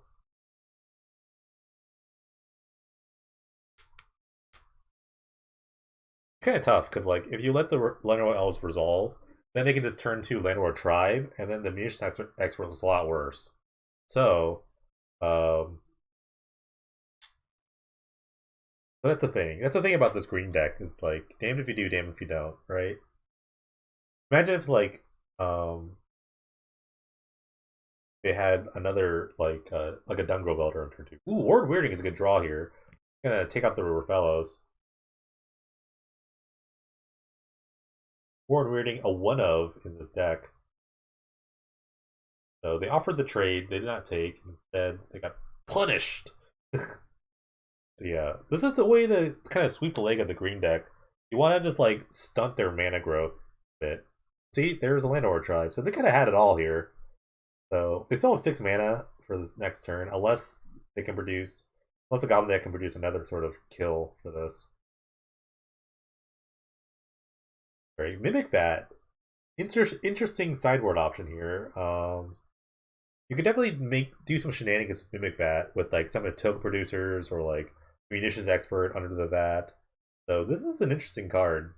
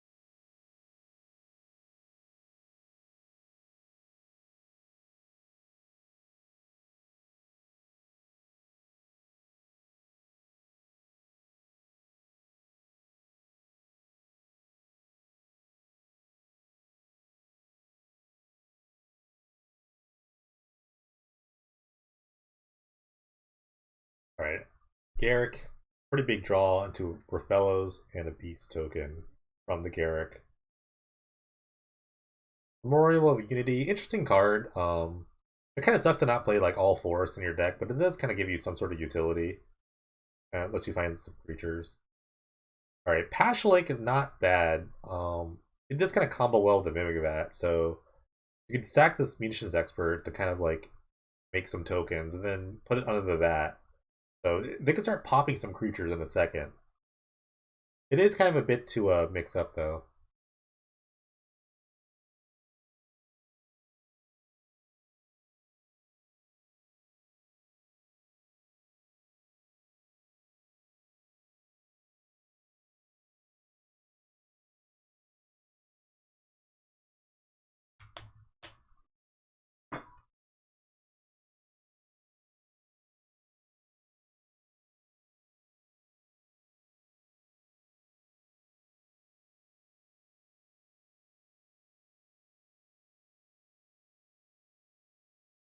Right. Here comes a big dummy green thing. If I had to guess, this is a Wolf Rider Elemental. Okay, kicked 5 times. Didn't even use a Llanowar tribe. They make 3 more tokens. I think you want to the tribe here.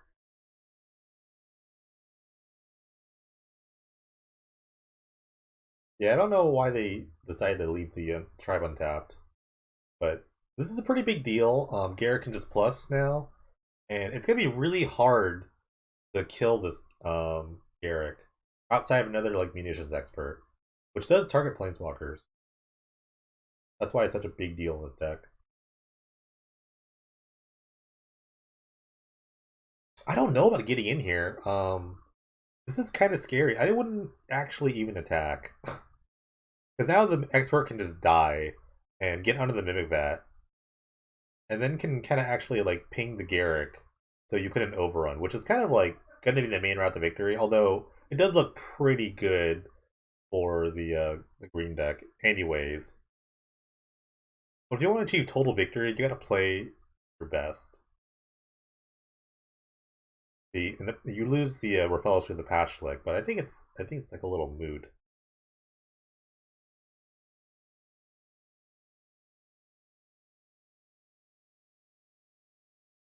Alright, oh, the gear's already been used, so I guess it didn't really matter. I forgot they went down and they went back up to untap 2 lands, so it just doesn't matter. But the Garrick can just die here. But there are like a bunch of tokens to deal with. Yeah. It's a rough draw for the Goblins deck. This looks like they haven't drawn anything really good. 6 lands in play and 1 card left in hand. It's not the greatest draw.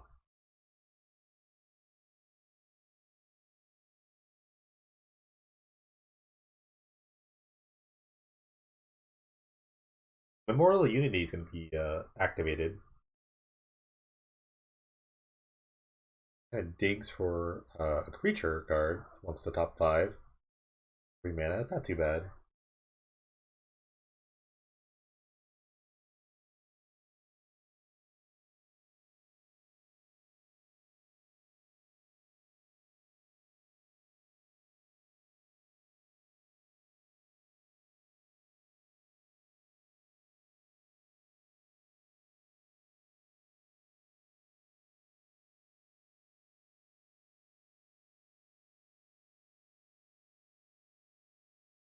Right, the find is a little Wolfier Solarheart. Kind of rough. Speaking of rough, this attack phase is going to be very rough. Okay, I guess we're just going to Wolfie or something. Doesn't really matter. I mean, it's a big guy. It's a pretty big guy.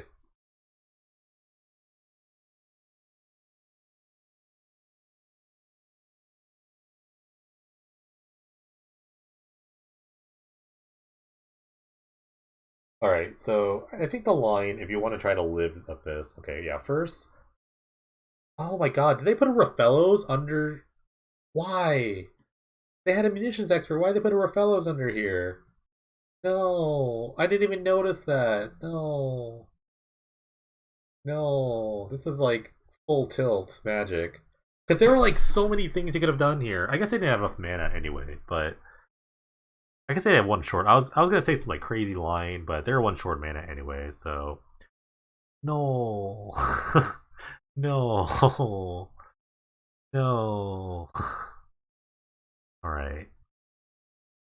Alright, so barring a Jokel Hops from the black red deck, this looked game for green deck. And even if they had Jokel Hops, the Garrick will still live. So Jokel Hops isn't even that great.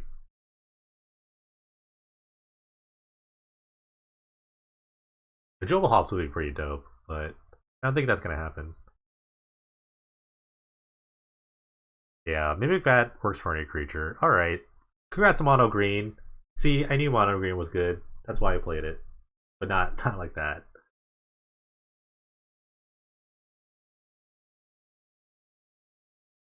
What's up, guys? Your boy Jimmy here, back with the final thoughts of the wild pair list. With 3 and 2, I don't think it was too bad. Some decks I got a little unlucky, but I think for the most part the deck's pretty strong. I think if I learned anything, Predator Ooze is pretty amazing. I think every time I played the card, I somehow won. There's just a deck with like Ooze, Peddler, where's this guy? Tracker. I mean, that was like once I got that set up against like the wall deck, or no, it's not a wall deck. It's the against the toughness deck, and that was just like kind of a ridiculous setup. So that's something you do early. I think if we're making any changes, I would kind of fiddle around with the mana base a bit. I actually want more elves, so I try to find like at least 2 more spots for like Llanowar elves somewhere. Probably cut like a Palm by Druid. It was just okay, not great. kind of low impact. Honestly, this card was like pretty low impact. I thought it'd be a little bigger and better, but there was never a time where I could proliferate a lot of things, so that was fine. Gigantamanceur, I think, is still fine, given the fact that Cultivator Blade's pretty great, or like you can make big Predator uses. When you make something a 7/7, by the way, when you have a bunch of counters, it still takes on the counters. So Gigantamanceur, in theory, is very good. But yeah, I think cutting these would be fine. Maybe adding a couple more like 1/1 dorks and maybe something else. I'm not really sure. I have to do more research. Erratic Portal I got to use only once, just not on my own creatures. I did bounce a creature, so I think it's still fine, not great. Sylvan Library was really good. I'd like to add at least a second one to the deck. So maybe I just cut like Erratic Portal for Library. Yeah, I don't know. Savagery is always fine. I know it's a fine like comeback mechanic sort of card. I wish I had a third Triskelion somewhere. I think I would want to fit a Triskelion in my sideboard. Garrick was really good. Obviously, just a good card. But yeah, Tracker, like, or I'm sorry, Ooze, Peddler was a really good combo. So, definitely a 4 of. I think I can try to, jam. What's that one Planeswalker? Oh, that was legal. The Vraska Swarms Animates. I could try to jam that combo in here if it's legal. Of course, it's legal. It's like a really crappy Planeswalker, but yeah, if I played, I've had this in the decks before, but this is kind of a way to like kind of win games when you can't win games. Vraska Swarm Eminence. Whenever a creature you control deals dead touch deals damage to a player, you put a counter on it. So basically, if you have Peddler, Triskelion, Vraska, the game's over. You just like infinitely make tokens. So I might like shove that into this deck. Maybe just like a fun of. We'll see. I had it. I think I've tried it before once, and to like great success. So I might just like do that. So we'll see. I think the deck's really cool. It's a fun deck. I went 3-2. Had a blast. Predator is really good. I'm glad I went to the 1/1s. I didn't miss the 4/4s as much, but things like I don't know. I don't think I really missed the 4/4s or the 4/5s. I think Ooze just like really good. That sort of aspect. I just wish I got a little luckier.